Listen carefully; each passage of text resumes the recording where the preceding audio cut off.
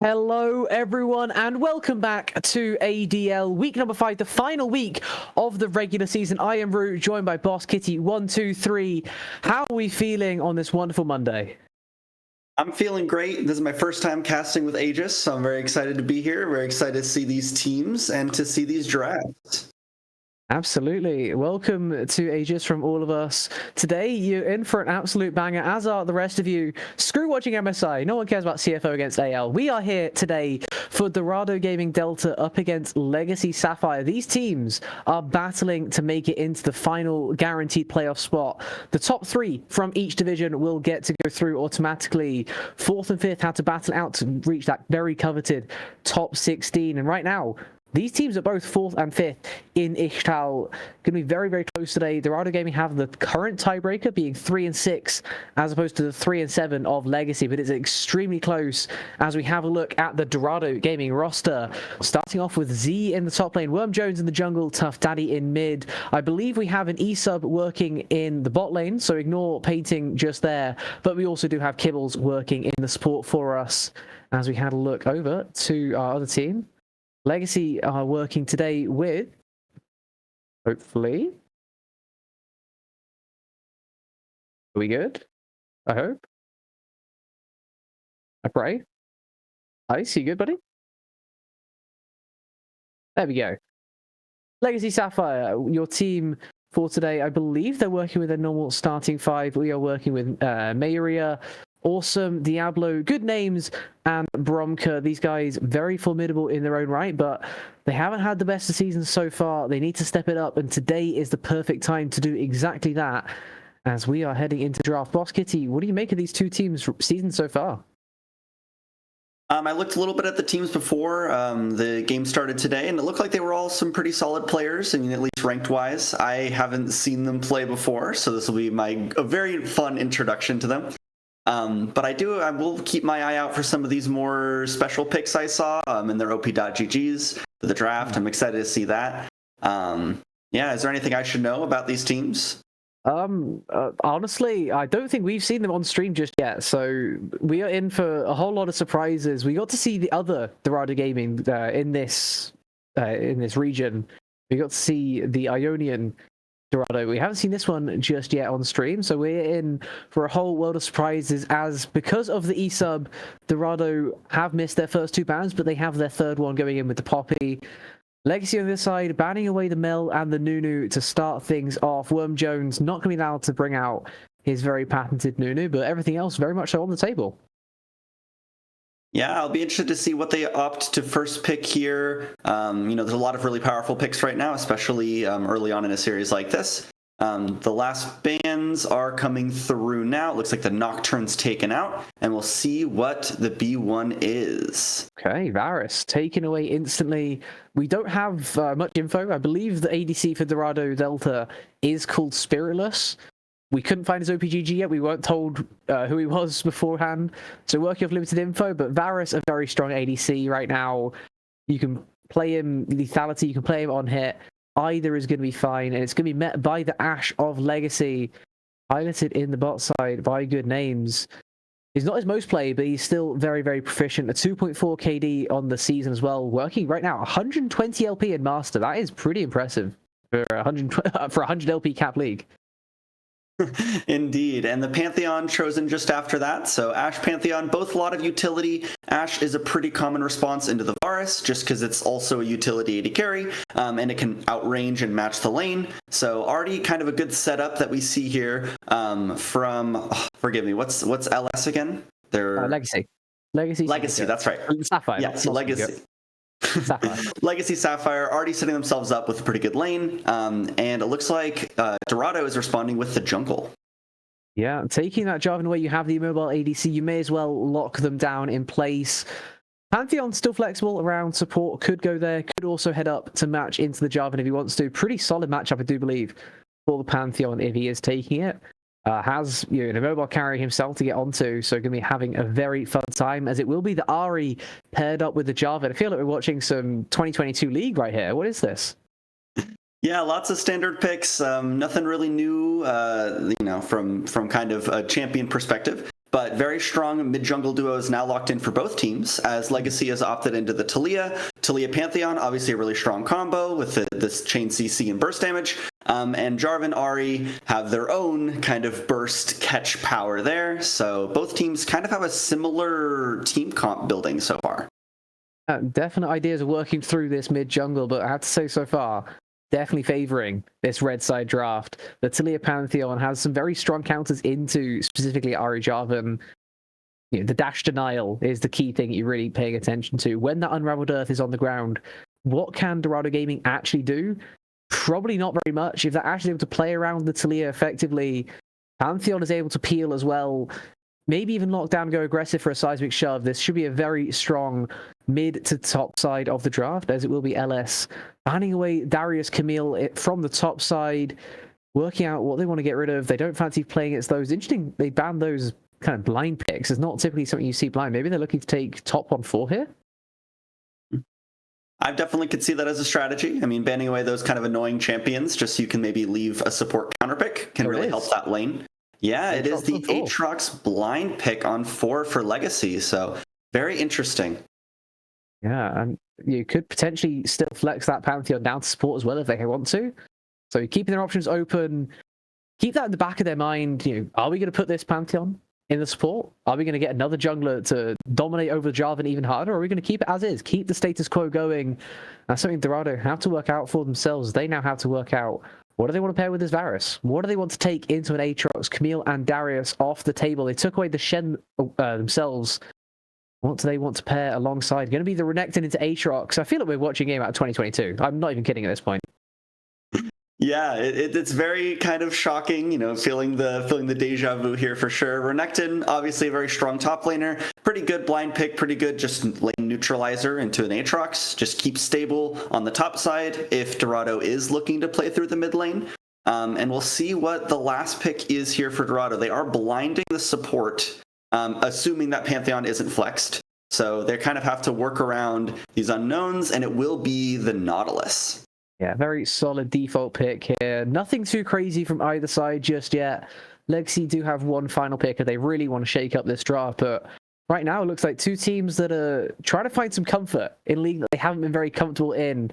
I'd say, you know, 1 and 3 in best of threes going into today. The winner will put themselves up to 2 and has a very good chance of qualifying into the playoffs, but nothing for either side is guaranteed. The other match that we're going to be paying attention to today is the match between XSV Envy and Foxtrot Jungle Kits. XSV Envy 0-4, Foxtrot 2-2. If Envy end up winning that, it's going to be a very interesting battle to see who gets into that all-important 5th slot. But we will be seeing that as the game goes on, as these also continue with the Rel being picked up finally. The default of default drafts is going to come down to macro and hands, I reckon. I would have to agree. I think these are pretty even drafts, like you were mentioning or a little earlier. The Taliyah and the Pantheon and the Ashe do have a little bit more kind of protection power against the dive. But I think so far they both have tools to engage. They both have tools to disengage. I think it will really be a pretty even draft. Absolutely. Hopefully it ends up being a pretty even game, as when you get teams that are struggling in the standings, a small goal lead early can really feel like it's a massive obstacle they have to go up against, and it can sometimes scale beyond reasonable doubt, right? You just kind of lose a little bit early tempo, and then you find yourself maybe down 1,000. It's not too bad, but you're in your own head at that point.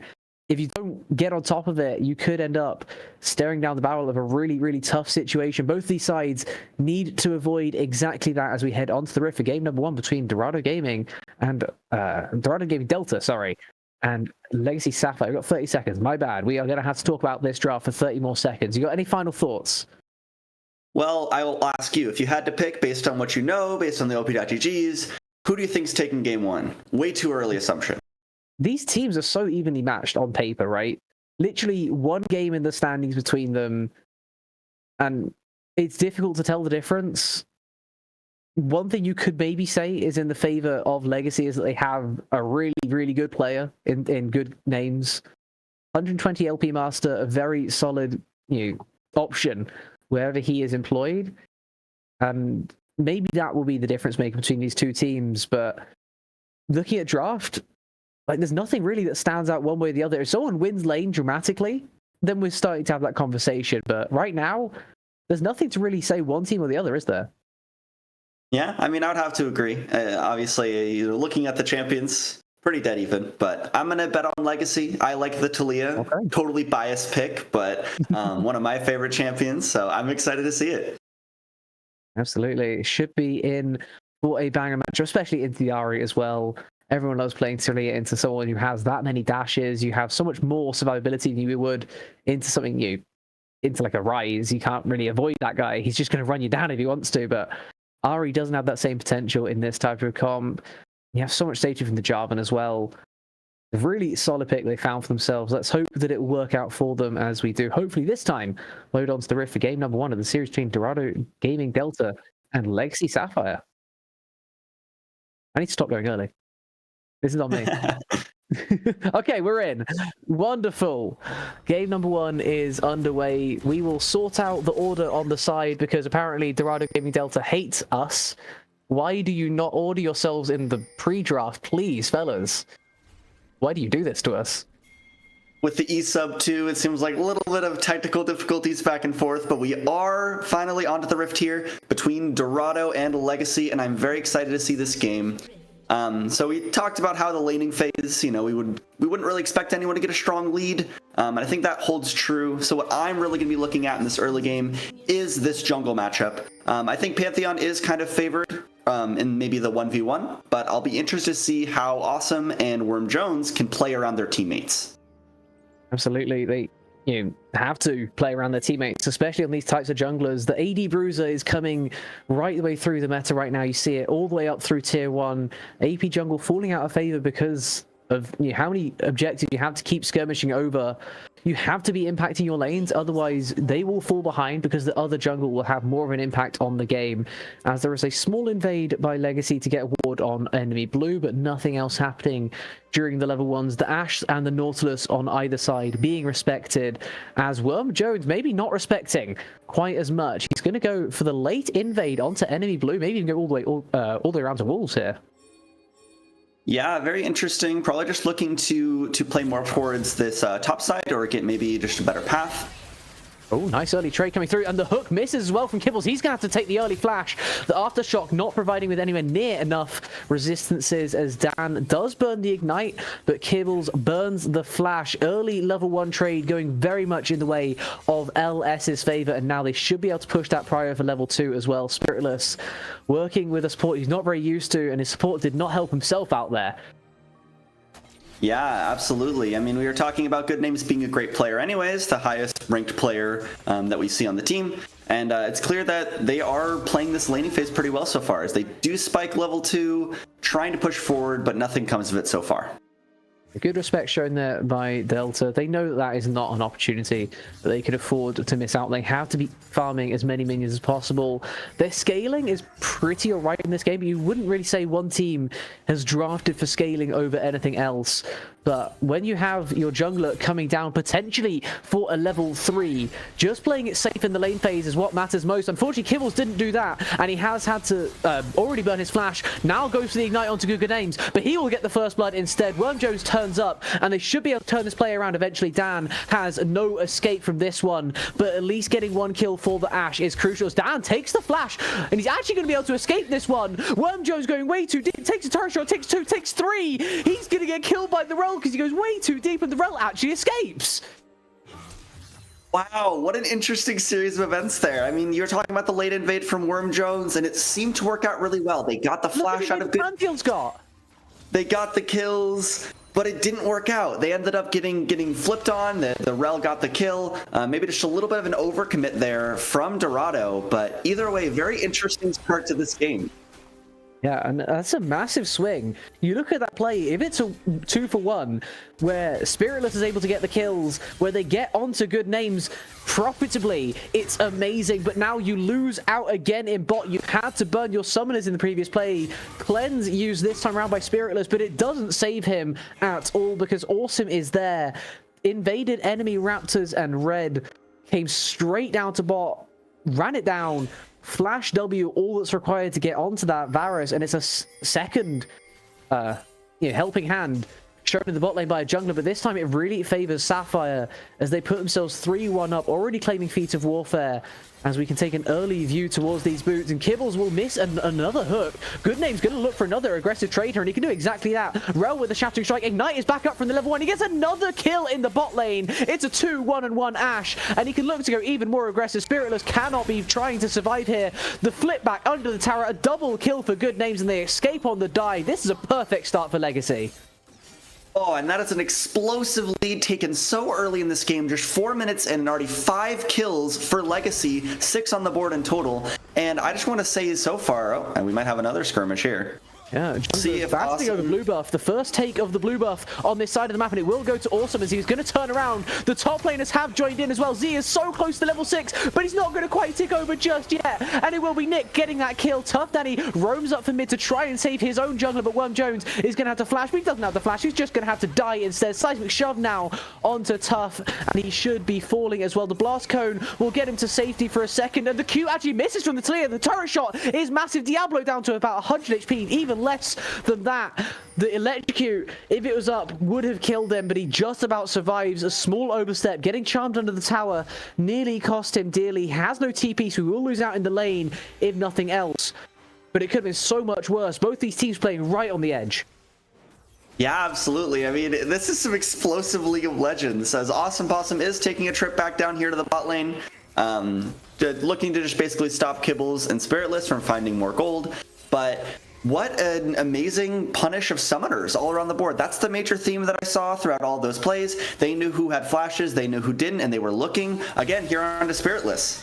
He has no flash, he has no cleanse, and he's walking up in the lane. His Nautilus is roaming to mid. Why are we this far up? 1v2. Spiritless sure to fall. Worm Jones can only look on in horror as his ADC has overstayed into an Ashe lane. That is a recipe for disaster every day of the week, especially Mondays.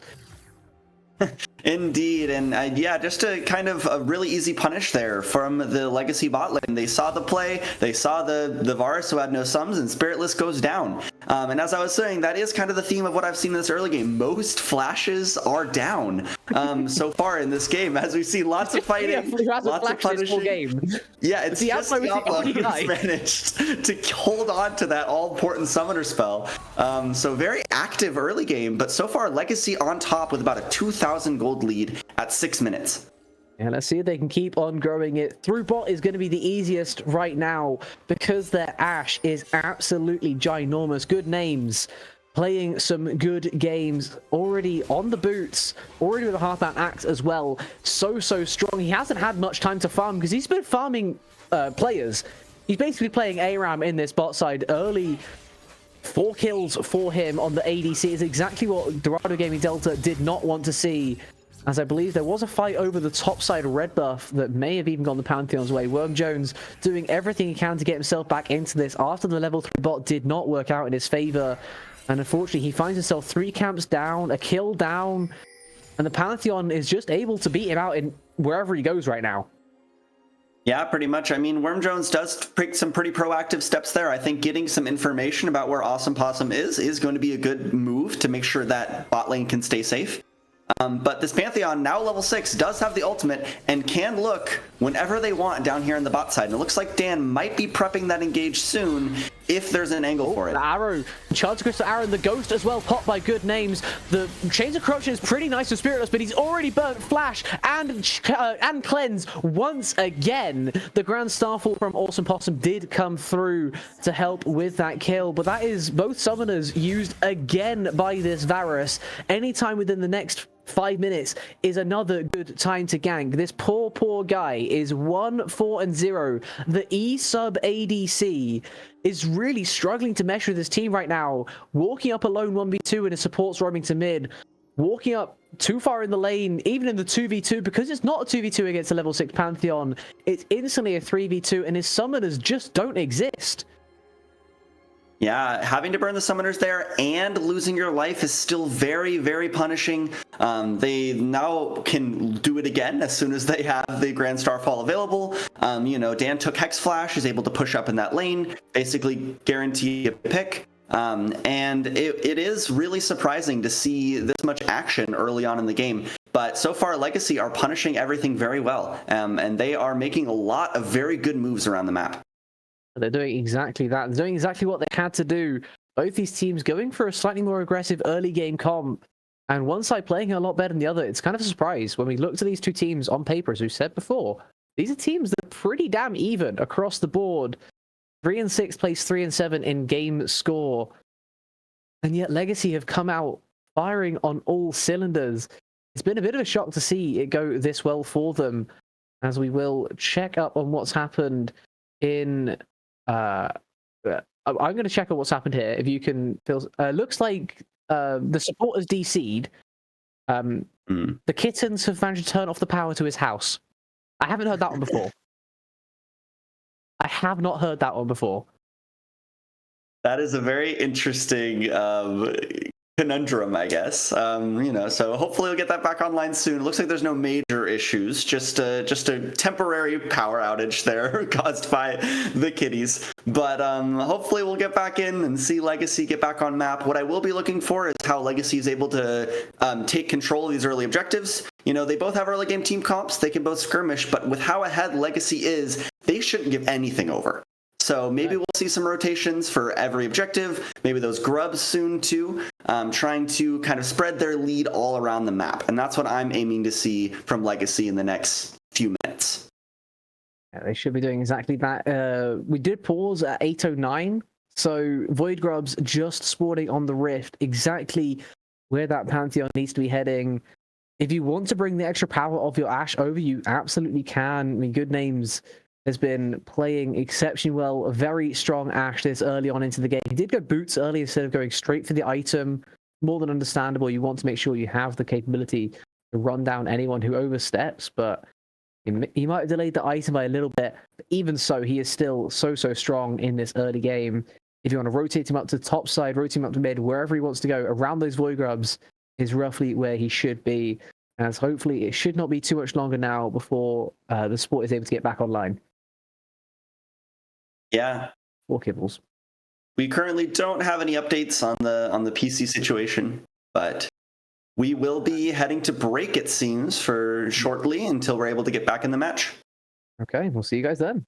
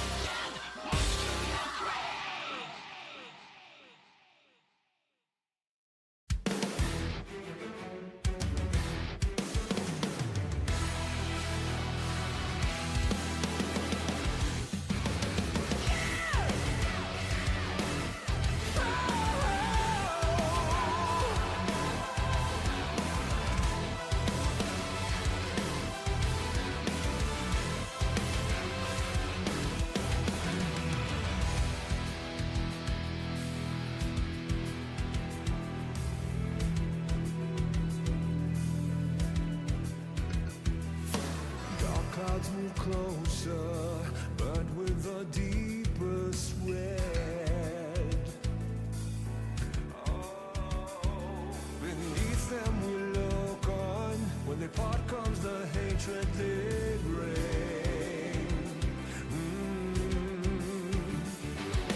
Lost in the dark, we've come so far. Another step to rid the pain. Go and be counted till your last day. 'Cause only nightmares break their face. So stand upon.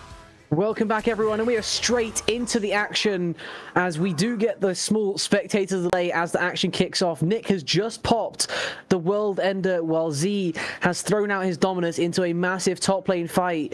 The anti-heal from Z has been bought. He has got that Executioner's Calling onto Nick, who doesn't have any anti-leave of his own. I would expect this type of fight to go the way of the Renekton, as Nick is going to know exactly that. The Colder will not do quite what it says on the tin, as Nick will escape this time around, but still ult throw on the top side, definitely favoring the Renekton.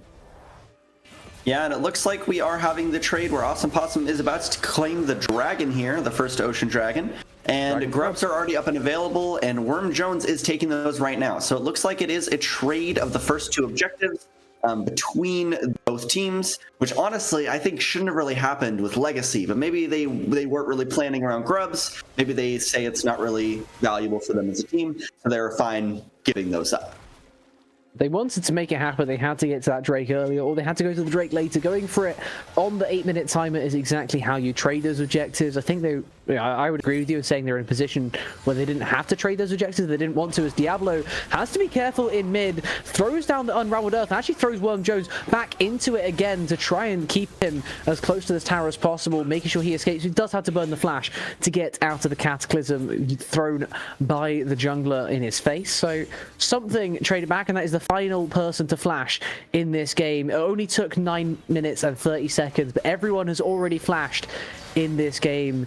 Diablo, unable to hold on to that summoning, has now not got it for another 5 minutes.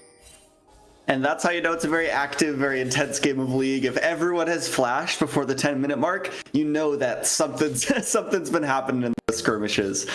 So yeah, very, very active game again, getting back into it. We still have a lot of fighting all across the map, but still about a 2,500 gold lead here for Legacy. And into the warded bush here is actually revealed. Spiritless autoing into the warded bush will let Dan know that there is a ward, seeing exactly where he's standing. Gonna sweep that out as soon as that is known. Trying to play this 2v2 right now, it's actually quite difficult, honestly. Even at this phase of the game, Lethality Varus from behind is still very, very potent. The Serrated Dirk doing just enough to trade in to the Ashrel, keep them off for now as they look for the freeze as well. Yeah, they're doing a good job kind of mitigating the damage so far. Just hit 6 on Kibbles there, so trying to just hold off, not let any more deaths happen, especially when they don't have summoner spells, and trying to basically stop Legacy from pushing their lead in the bot side. But so far, no objectives up. Yeah.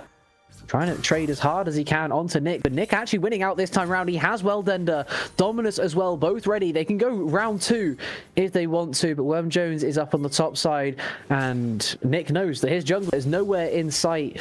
Currently around the Drake pit, looking for an invade, but there's no camps there for him. Z is going to go back around again because Worm Jones is coming. The Worldender and the Flash invested just to find the jungler shut down on the Aatrox, and Nick did not realize that the gank was so perfectly timed. Yeah, what a great move there from Worm Jones on the side of the map that he needs to be to pick up this kill, and that is a really valuable shutdown. Granted, the gold is onto your Jarvan, where maybe you would have liked it to be the Renekton or the Varus or the Ahri, but that is still gold back over to Dorado, and that's really, really valuable at this point in the game. And actually planning a tower dive here, it looks like, onto Spiritless. Ash Arrow will hit. There's 3 of them here, but the TP instantly from Z. He has no Dominus, but he can still show up the numbers more than appreciated by his teammates as they look to turn this play, but they don't realize just how many Legacy players there are, rather. They will get the first, as it will be the Rel going 1-for-1. Dan with the Ignite, getting the kill onto Z, and the Varus trading himself out. Tough Daddy has to flash away from the Pantheon. Nice charm to delay the inevitable, perhaps, but is Diablo the highest HP remainder. Gonna get hooked early into turret range as well, rooted down, but will not be able to get the extra turret shot. Diablo rather will survive this time around. Nice try from Kibbles to try and keep everyone alive, but unfortunately the 4v3, 4v4 I believe it was, no jungler for one side, no top lane for the other, still favors Legacy. And sure, Worm Jones, he's able to get a red buff, but you're losing plates in top, and Nick gets all the gold that he just lost from dying straight back into his pockets. Yeah, and it was honestly pretty good look there. Another fight in the top side. Another fight in the top side. It's another gank in the top side, and Nick has no flash. He already used his E, so he cannot escape the Cataclysm until it runs out of time, and he is just going to fall. Dan trying to make a play happen on the rest of the map. The Crashdown will not hit because of Kibble's flash, but the the Shattering Strike rather will. Kibbles, though, very safe in where he positioned from that flash. No extra damage will be imparted. Yeah, apparently these players just don't like letting me talk because they keep getting into fights all over the map. We can't even talk about strategy because they're always going all over the place, scrapping it out, and I am here for it. This is a very exciting game. At those plates that Nick was able to pick up a minute ago are traded back by Z, now proxying that wave, likely trying to get a reset or move back down to the mid side of the map. So we'll see what they choose to do with that. But so far, everyone posturing. He can choose to not let Nick anywhere near this turret if he wants to. He can maintain this proxy. He can maintain the damage as well. Nick bleeding minions. It is a cannon wave, so he doesn't lose all too much just yet. But still, you're delaying him as long as possible. I believe that Z should have something close to the Eclipse if he doesn't already has it. He goes for another proxy wave. They will be losing out on the bot side. Will that Renekton the team? Dorado Gaming and Delta had to give over that second Drake of the game as we turn our eyes towards an Infernal Soul. Now comes the big question on top side. Do they let this Aatrox base? They look like they want to go for the dive instead. Z flashing forward. The Enchanted Crystal Arrow goes millimeters wide, and Awesome Possum is here to save his top laner. He even gives the kill over. What a generous Pantheon he is. He already has 2 kills, but 6 assists to his name. 13 kills available for his team so far. He's been involved in 8 of them as he gets himself another kill participation, helping out in the top side. Exactly the right place, exactly the right time to save his Aatrox from a really awkward dive. Yeah, some really high quality map movements here from both junglers. We saw that Worm Jones was able to get a small advantage there on the top side for Z as another dive looking from Daddy under the turret. I don't know why I went with that one. I should have gone with Tough. That did not sound right coming out of my mouth. Either way, not able to get it quite completed, and will just end up resetting after clearing out this next wave. No more Spirit Rush, no more kill threat in that bot lane, as Diablo will just be able to reset himself, walk back to the lane, pick up that cannon wave, and just kind of chill for a little bit. Yeah, probably a good look there from Tough, from the Ahri, but does have to invest that Spirit Rush. Doesn't ultimately find anything for it. So if this Rift Herald fight is lookable for Dorado, they are missing that kind of key pick engage tool there from Tough if they wanted to look for a charm. So we'll see how they want to play out this fight. So far, they don't have any positioning. It looks like they're just giving over this Rift Herald. Yeah, they're forced to give it away. Because they are not anywhere near close enough to contest this one. It will just go down. Basically everyone from Legacy getting now an empowered recall when they next use that B button. A 4-second instead of an 8 is exactly what the doctor ordered. 3 objectives you definitely take, especially when you can use it for the instant prio in mid. The Nautilus has roamed down to bot. There is no one here to protect this turret at all. That is going to be mid-tier 1 going over to Legacy. No one here from Dorado to contest. Kibbles a little bit too late. The Rift Herald gets exactly what it was meant to do, done. And now there's no more mid-tier 1 to worry about. I was going to say maybe you should rock around Drake. But if you just get the mid-tier 1, that's more than worth it. Yeah, I mean, that if my math is correct, that secures the feats of strength for them. Legacy got the first 3 kills, and now they got the first tower. So that should give them the upgraded boots, as we see in Nick's inventory. So well played there from Awesome, just trying to get that early advantage there for Legacy. Secure the feats of strength. As more That's very fighting. deep. That is very, very far forward. He already has to throw another world ender out. These top players love going ulti for ulti, but this one here is definitely not in his favor until the enchanted crystal arrow comes from downtown from spawn. Good Names is there to help his top lane out the flash forward, but it's not enough. He doesn't quite have the kill. Now he does. Just about the 1v1 goes his favor, but only because it wasn't really a 1v1. That there was all because of Good Names. The enchanted crystal arrow from a mile away connects onto the Renekton under turret, and Nick still had to flash to get that kill. What an epic arrow there from Good Names. This kind of star player so far we've seen from Legacy is 5-2 on the Ashe, already has 1.5 items plus those upgraded boots, and is able to help Nick out get that quote-unquote solo kill up in the top lane. But yeah, the assist. Technically assist, so maybe not a solo bolo, but you know, still a really good advantage there for the Legacy top laner, and nice arrow there from Good Names. Absolutely, as that gets Legacy their 14th kill of this game. The kills have slightly slowed down, which I believe says a lot if you have a look at your scoreboard, as it will be the Ashe roaming down the bot side, picking up another turret for themselves. Surely an item completion now on this base with how much just stuff they've been doing across the map. There it is, the Phantom Dancer in the inventory now. 18 minutes and 2 items with boots. This Ashe is a terror on the Rift. No one can quite compete with this sheer damage output. The move speed as well, gonna be huge. You have to find a way to lock them down somehow, but I really don't see how. Yeah, and one thing I will mention is this is an Infernal Drake spawning here in 30 seconds, which no matter which team gets it, will give them a damage boost. And I think that really will help the pick comp that both teams have going for them.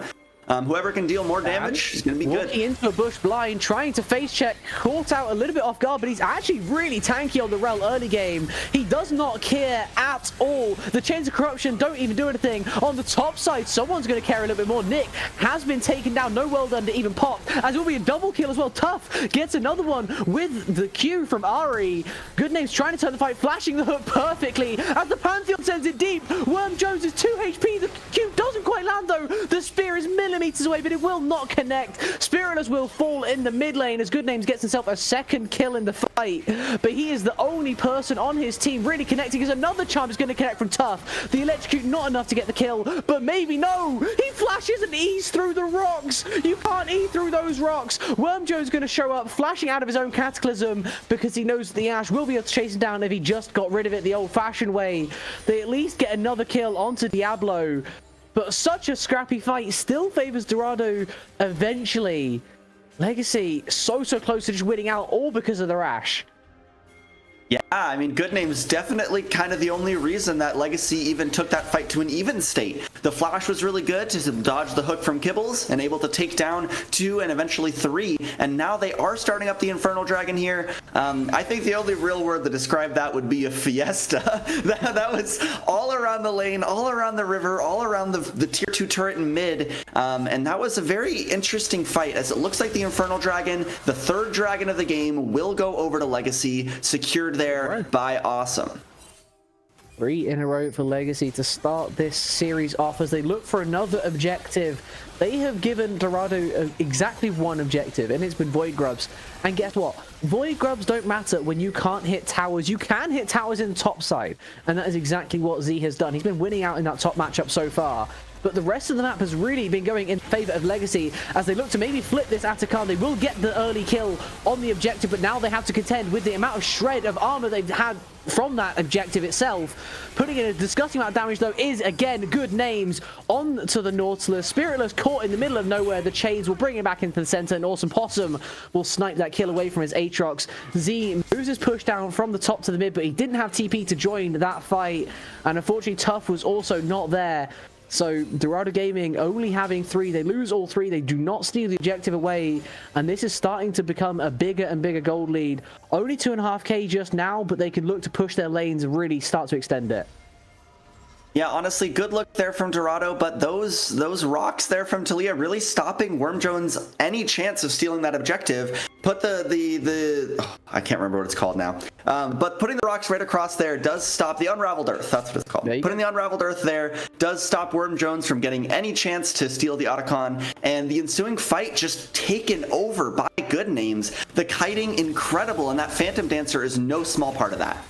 Absolutely massive part of that, if I do say so myself, as Nick is once again being bullied on the bot side by this Renekton. The 1v1 definitely going the Crocodile's favor, and I think it might just be, honestly, down to that anti-heal item. It seems to be doing a whole lot of work in this fight, but while that's been happening, his team has really been struggling. Sure, he's winning top lane, he's doing very, very well in that lane, but he's not there when he's needed for the fight, as was just shown by that Atacon take. You know, Legacy were just able to take it for free, effectively. There was no Renekton in sight. Push the top tier 1 as he was always going to do. Nick is able to TP down, but Z was not, because he TP'd up to take the top tier 1 in the first place. Yeah, using that TP advantage very well there for the fight. As now we kind of go back to our even game state. The next Dragon and Baron are spawning around the same time in just about 2.5 minutes here. So we'll see what Legacy wants to do on the map until then. They could look for a side lane pick. They could look maybe to push for a tier 2, and we'll see what they want to do, especially using this Grand Starfall to get around the map very easily and look for those side lane plays could prove very beneficial, as Good Names is a little far forward here. And we're thrown into another pause. It's the other support that has unfortunately disconnected. First time around it was Kibbles, who had a kitten eating away at his computer. This time it is Dan who has DC'd. We'll get information to you as soon as we know it ourselves. But while we throw to our cameras at the very, very least, we will have a look at the game state. It is Legacy in the 3K lead, heading into another pause. Yeah, we'll see. It looks like at the end there that Dan did reconnect pretty quickly, so might be back into the match sooner rather than later. But so far, it looked like Dorado was trying to set up a mid play onto Good Names there. So we'll see if that ends up happening. But you know, they do have a lot of tools to try and catch. But Good Names has been pretty fancy with the feet work this game, so maybe able to outplay. We'll see when we get back in. We will indeed. In the meantime, we had to just wonder what else can be going right for that for that bot laner, rather. Fed so many kills early on. He's been farming incredibly well. He's been performing in team fights exactly where he's been needed. I guess the only thing that can be going better is having your team around you a bit more, fighting a bit more with you, because when the Ashe is auto-attacking, it feels like Ashe is just winning every team fight. Absolutely. I mean, Ashe has been free hitting in almost every one of these team fights and skirmishes. There's nothing really threatening Good Names in any of these fights. Really, that should be something like the Jarvan Cataclysm. That should be something like maybe Renekton looking for a flank angle behind if there are TP wards. But so far, we haven't really seen any coordinated moves like that to try and threaten the Ashe. Most of these fights have been front to back, and Good Names has proven that that's exactly what Legacy needs to win. Yeah, and while they're playing front to back, I'm sure that Ashe is going to be very happy with that. Having the Talia there basically is a support Talia in this game. They will still do a ton of damage, because pressing Q, you will do a ton of damage. But the rocks, the Unraveled Earth, is really the key part of this comp. Keeping the Jarvan Ahri off of your Ashe is precisely what you need to do to make sure that she can keep auto-attacking as long as possible. We saw in a previous play when the Renekton tried to flash forward, he got caught on the rocks in his slice and dice. He was not able to dice at all. He just got stunned and melted down because of it, and it's a massive swing factor in these fights. Absolutely. And I hear that we are trying to send it to a break here again as we have the second DC. So we're trying to hopefully get that worked out, and we'll be right back.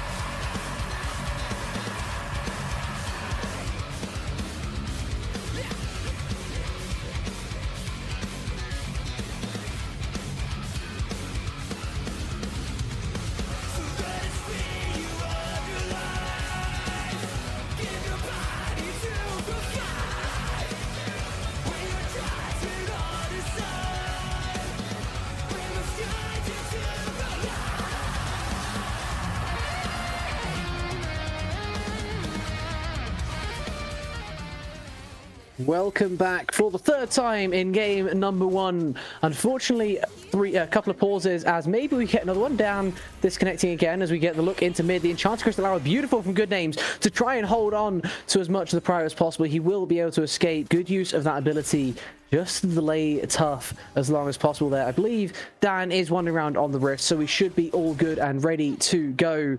As potentially expect the spectator delay to hit soon. If it's already gone, that's great. If it hasn't, don't panic when the screen pauses. Hopefully it's not an issue. We should just be able to keep on going through this game as Legacy are currently in about a 2k lead, but the massive story of the game so far is the objective control.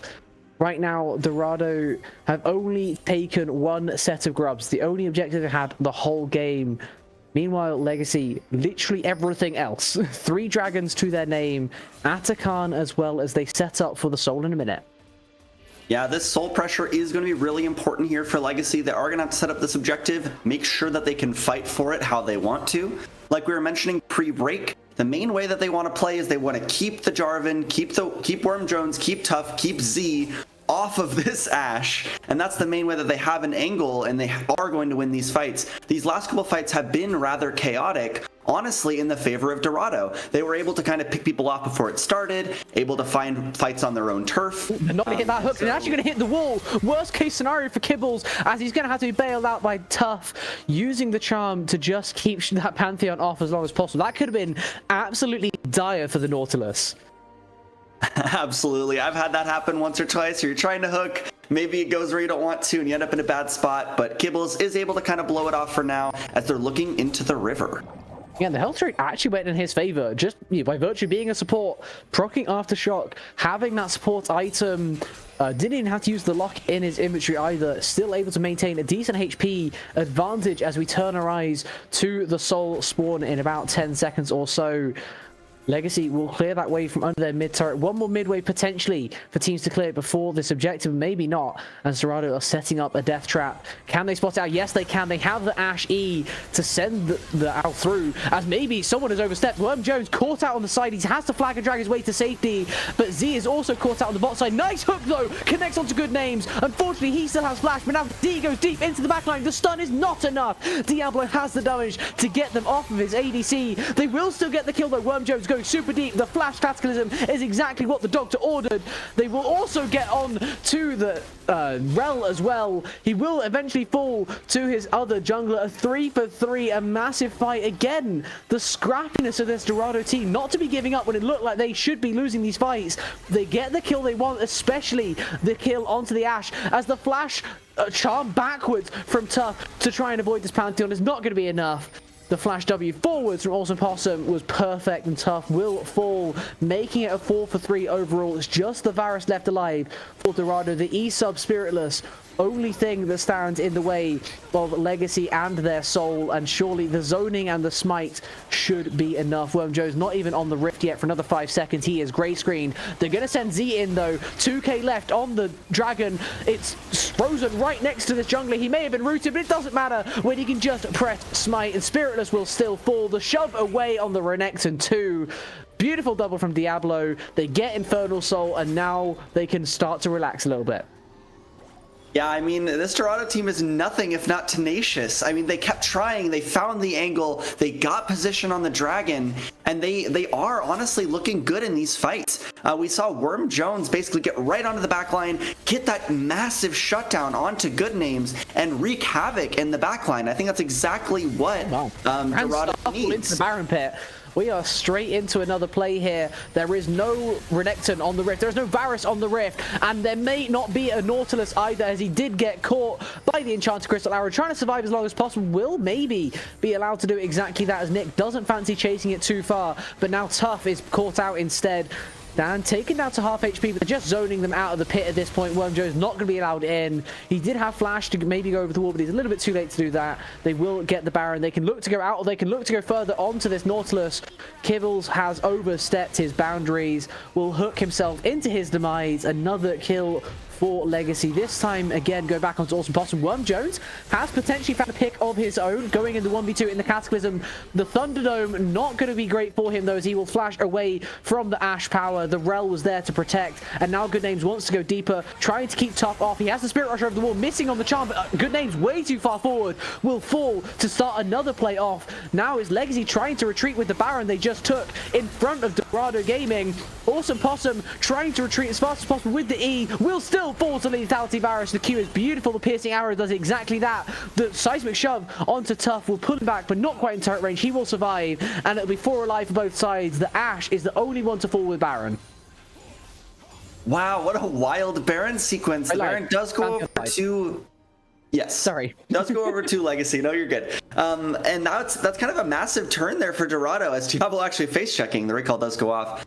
But interesting look there, and Worm Jones ends up on the other side of the Baron pit after maybe looking for the steal, but actually plays out the fight brilliantly. And that's kind of the first major positioning mistake we've seen from Good Names this game. Stepping forward, getting kind of caught over the wall by the Spirit Rush, and going down, followed by Awesome Possum with a beautiful charm. So well played by Dorado. They are finding angles in these fights, and now this gold lead has stuck around 2,000 to 3,000, but 2,000 to 3,000 at 30 minutes is very different than 2,000 to 3,000 at 10. So well done getting back into this game.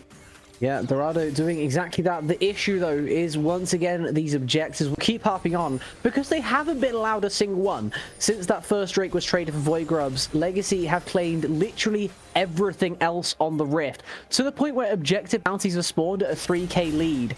It has been pretty dominant for them, as Kibbles will just proc his shield and walk away. And because they got the Baron, the all-important Baron, they'll be able to take the mid-tier 2 and maybe look to go deeper as well. As Z is caught by the Enchanted Crystal Arrow. The Rel goes deep. Magnet Storm is perfect onto 3 just to delay. Kibbles will eventually get that kill as Worm Jones goes deep as well. Good Names will fall to the job, and the 1v3 is perfect. Oh my god, I'm joking. What a fight coming through both sides. The Pantheon, though, is the end of Worlds. Screw the Aatrox. He didn't even need to be. That's a 4v5 that Legacy win. Wild, and Nick's just been split pushing this whole time, using that Baron buff, using that advantage. Another 700 gold right to Nick himself. And that is awesome. As this TP comes out from Diablo, they are looking for more. I don't know if they can end. They only have about 15 seconds till Kibbles is back on the map, and Tough Daddy is here to defend, but they want to look for it. He will be there as well. 10 seconds on the Renekton. They will think better of it. They will instead turn their attention to another tower potentially. They can look for bot tier 3. They can look then to have mid inhib as well as bot inhib. They're going to think better of it. They know the Renekton has spawned. Nautilus not far behind him. Elder now a minute 45 away. Legacy, they played around these objectives exceptionally well. They've now pushed their gold lead a little bit further than it once was. It had been hovering around 2-3k the whole game, now ballooning up to 6. The key question is, can they convert this into a successful Elder? Yeah, and I mean, I think a lot of that rests on Dan here, as we see trying to get control of enemy jungle, trying to at least get some more information about where they can set up before the objective. And I do want to say Dan played that last team fight amazing. That engage basically made the difference in that 4v5, as we have another skirmish here.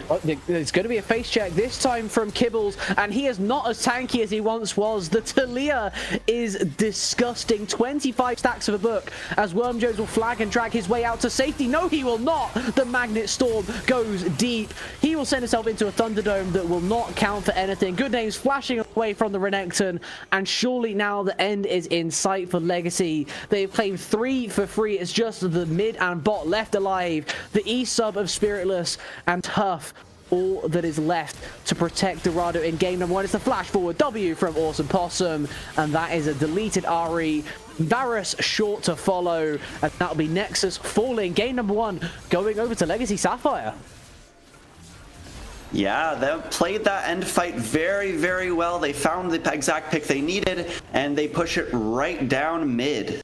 So nice job there from Legacy. They did have a little trouble in the mid game with some of that backline dive, but they pulled it through. They kept their lead. They got every single objective and were able to close out that game. So nice game 1 here from Legacy Sapphire. Yeah, really impressive macro game. It's not often you see someone, teams rather, in this kind of a tier of gameplay dominating from start to finish in terms of macro, sometimes you see it in terms of micro, right? There are times where teams just click better. Maybe their ADC is just on a heater. But going from start to finish, not necessarily being stronger at every phase of the game, but being where they need to be to get control of every single objective that they wanted. They didn't want the Void Grubs, they didn't go for them, they traded first Drake, and then beyond that, everything was theirs. Yeah, I mean, it just shows how good their setups were. They were where they needed to be every single time for every single objective. The only real critique I would have of that is that one dragon fight when they did give over control of the river to Dorado, but even then they were able to play the fight better. They were able to outplay, they were able to find their position, they saw the kind of bush cheese coming, and they were able to play around it. So well done there from Legacy. Well done indeed. We will send it to a quick little break as we look forward to game number 2. Legacy now 1 win away from securing at least something heading into qualifier week.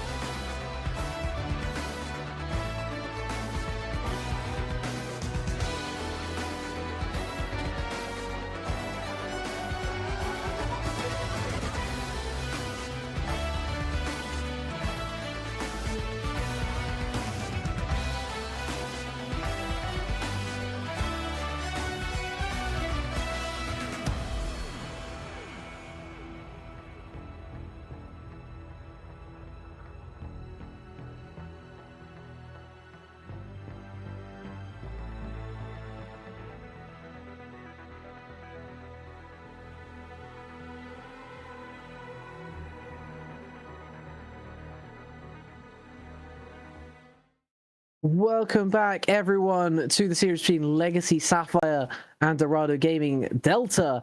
It is 1-0 to Legacy as we head out of game number 1. The draft from game number 1 is below us because we are playing Fearless, best of 3. as it will be the Nocturne banned away by Legacy to start off game number 2.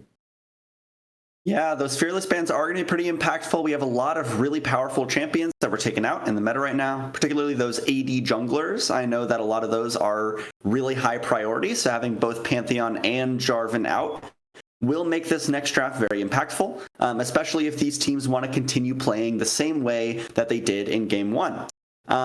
Like you said, the Nocturne ban is thrown down there. I think that is the same ban we got in Game 1, if I'm not mistaken, as well as the Nunu now coming in.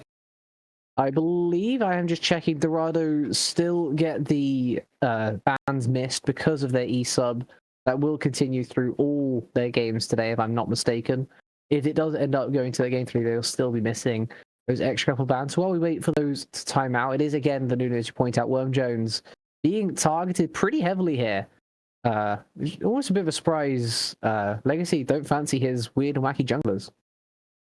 Yeah, they want to keep more of a standard game. I mean, they showed in Game 1 that playing a standard, like, 5v5 where they rotate and they play around objectives, Legacy is better at that. They showed that they were able to play around the map. They were able to set up. So maybe trying to take some of these random factors, these wacky picks out of there, trying to keep their stock standard gameplay. Yeah, and it will be next ban coming through. Legacy getting to ban 3 things away before Dorado even gets to do 1, because they're now on blue side, taking away the Mel. Dorado now 1 ban, all they have, 1 champion, all they can choose to deny. And looking across the board, I mean, you can maybe get rid of like a Shaco, because there is apparently a Shaco that can be played. That's filthy, but like everything else is just kind of pointless. There's nothing else here. It's going to be the Poppy. I believe it was Game 1, if I'm not mistaken, but it's just everything that you'd want to is nothing really worth it. Yeah, as the Hui is the B1 here, it seems. So a very strong, I'd say pretty safe mid lane pick here for Legacy. Able to kind of take control and scale well. It is kind of unfortunate for Dorado that they only get 1 ban, particularly because Legacy does get the first pick of the draft, being on blue side. But they made their 1 ban, and that was the Poppy. Maybe they are looking for some sort of engage, as they themselves will take the Jhin. You cast your mind back to what happened in game number 1. They banned the Poppy, sure, but look what was there for the mid lane. Talia was so pivotal for Legacy. We kept talking about good names because he was still popping off, right? Let's not get that twisted. He was still performing exceptionally well on the Ashe. But it's the protection that he had because of the anti-dive, because of the Talia, because of the rel around him too, that allowed him to thrive. Now that your mid lane is playing a more typical artillery mage, less utility and protection of your ADC, into Jhin Cassante as well. Let's see what Good Names wants to throw. I'm assuming he's going to be picking pretty soon here, as it is already his lane showing on his opposition. You don't have the same protection you did in game number 1. I wonder if he takes that into consideration when he takes his pick. Yeah, maybe looking for something with a little more mobility. The Ashe is pretty immobile and vulnerable to any sort of backline dive. But the Jhin is there. Much more of that. Oh, wow. That's his main. That is his main. That's a bold pick here. I don't see that a lot in most drafts, but the main champion Vayne picked very much mobility, very much peel there with the E, the knockback as well. So very strong and kind of just wild pick to me here from now Good Names. I'm forgetting the names, but there we go. We'll see what they want to respond the name you can't remember. But exactly. Vayne has been locked. And that is one hell of a lock as well. Like, Vayne just slammed. You see the Cassante, you know it's going to have value, at least when late game comes. I guess maybe you can flex it top as well. Cassante doesn't necessarily fare well with that type of ranged matchup. He still will hold on, at least early on, but we expect, especially now that Cho'Gath is showing that will be Good Names, picking up his main champion. Cho'Gath top for Nick. It's not his most played, but he's performed very well when he has played it in solo queue. Yeah, I mean, Cho'Gath is really good there. Does have the true damage ultimate to kind of mitigate some of this resistance stacking that Cassante likes to do. As it is the Kha'Zix taken on R3 here for Dorado. Another kind of wacky pick that we don't see that often. So I'm really liking these drafts so far, and this is why I love Fearless, personally. Yeah, I mean, like, this is a thing. When you ban away Worm's Nunu, you open him up to literally all of his other weird things that he plays in the jungle. There's not much else beyond, the Kha'Zix that he's locked in here. 74 games this year played, but you go further down his pool, he has tons of games on Skarner. Remember when that was good? Tons of games on Zac as well. He plays the meta stuff, he plays the Neferi, he plays the Viego, but it's when he's playing the Kha'Zix is when he's least predictable and honestly when he's most effective. Yeah, I mean, I think it throws a really big wrench into how Legacy wants to play the game. I mean, they have these backline carries they want to keep alive, and Kha'Zix is really good at just getting on top of them and deleting them. So I'll expect some really good peel from Legacy if they want to try and protect the Kha'Zix, or maybe if they want to invest in some dive themselves. Yeah, lots of options to still traverse in this draft. As not Cho'Gath, they've already taken Cho'Gath. Fiddlesticks is taken away by Dorado Delta. 2 more bans for Legacy, 1 more for Dorado as we head into the second phase. You want to look for more dive potential? I wouldn't mind a little bit more peel as well. I think that's probably the angle they should be looking towards. You do, of course, have to be careful when there's a Jhin on the other side. Getting pot shot, getting fourth shot never feels good, especially late game Jhin.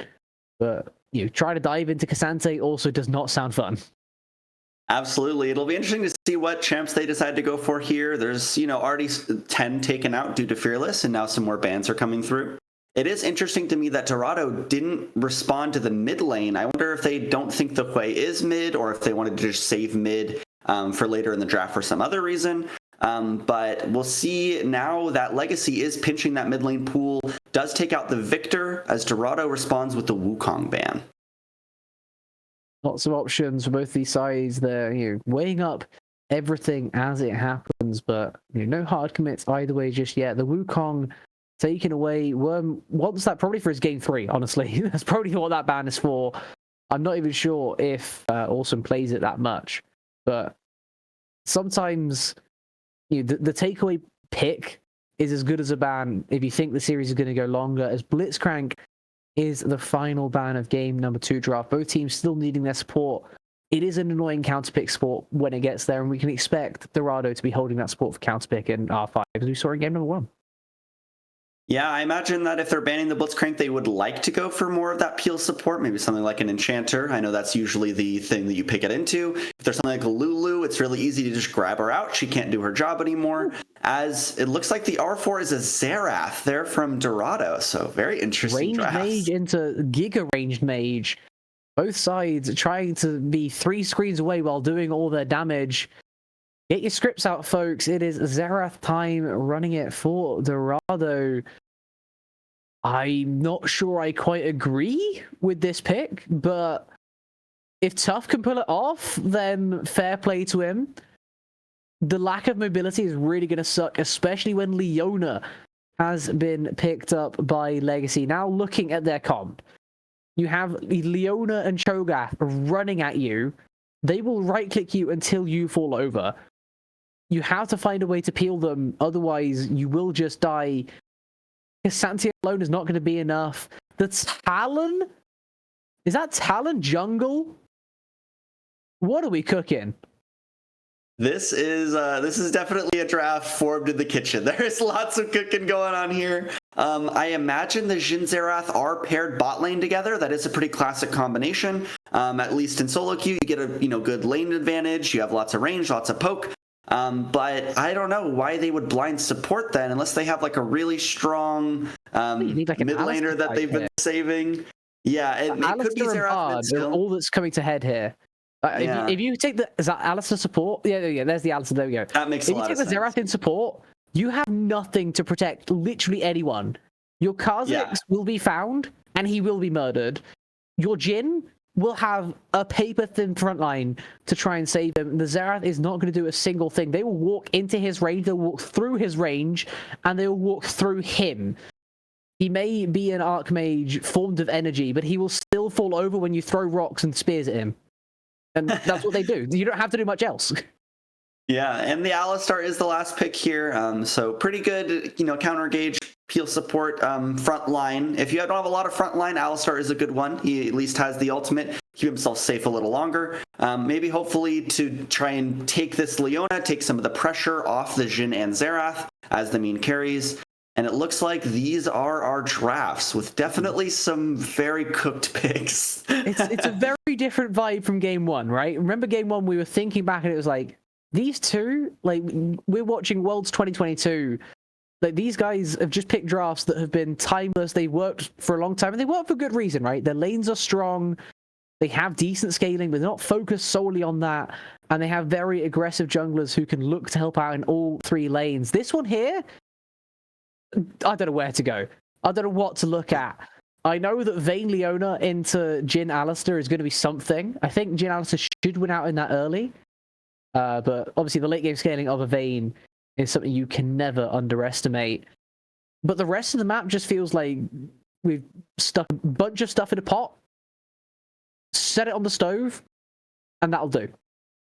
I think I'd have to agree. I think if I had to choose and I had to make a way too early assumption, I think I'm going with Legacy again. I think they have a lot of tools to bring this in, and I think they can definitely get it done here in game 2.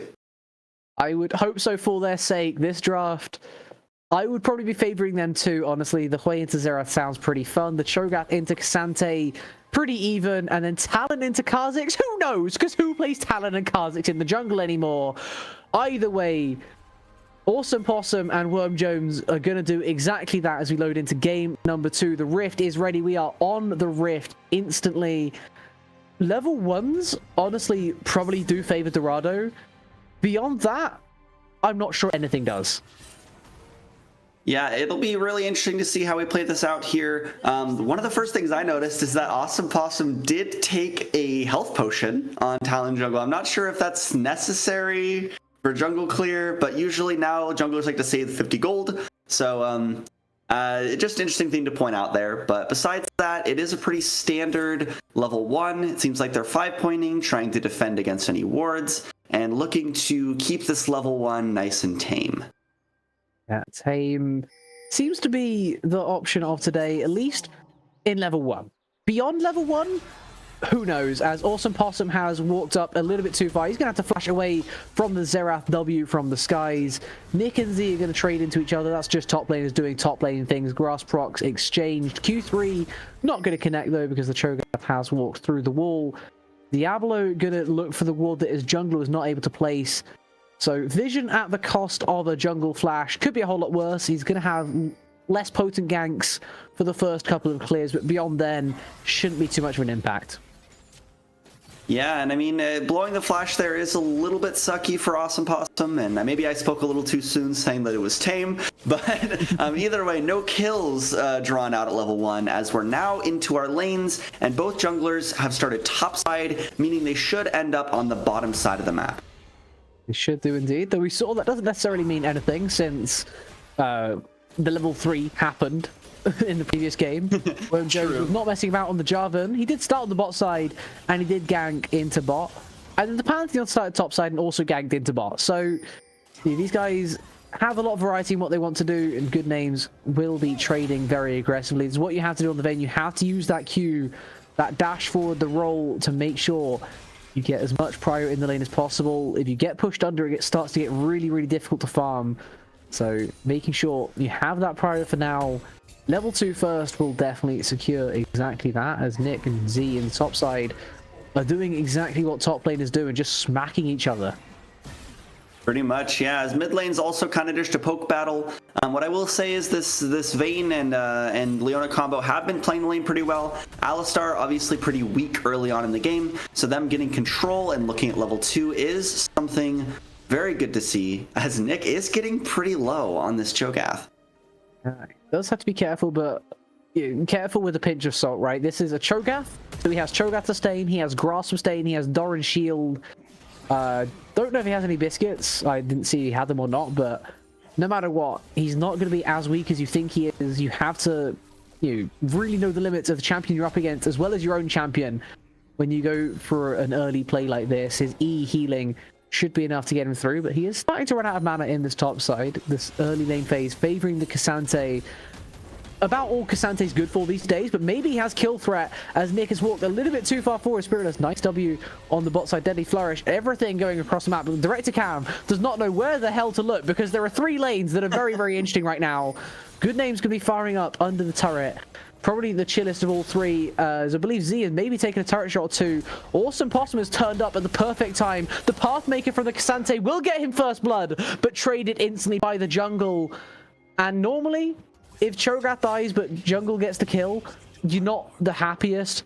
But this time it's a Talon jungle. He needs to have some economy, otherwise he's not going to be doing much at all. He has to have kill threat, otherwise what's the point of playing Talon jungle?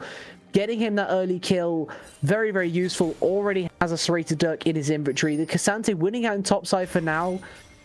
Bringing up that Sheen proc as well is going to be very, very useful for him. But gotta say that probably favors Legacy to start off with. But maybe the regank is possible as Worm Jones sticking around this top side a little bit longer than you'd expect. He maybe wants to go for the gank, maybe wants to go for the gromp. I cannot work out where this Kha'Zix is going. Yeah, Kha'Zix is looking for that invade, maybe trying to dive Nick here. And one thing I will say about this trade is the massive CS difference in the top lane right now.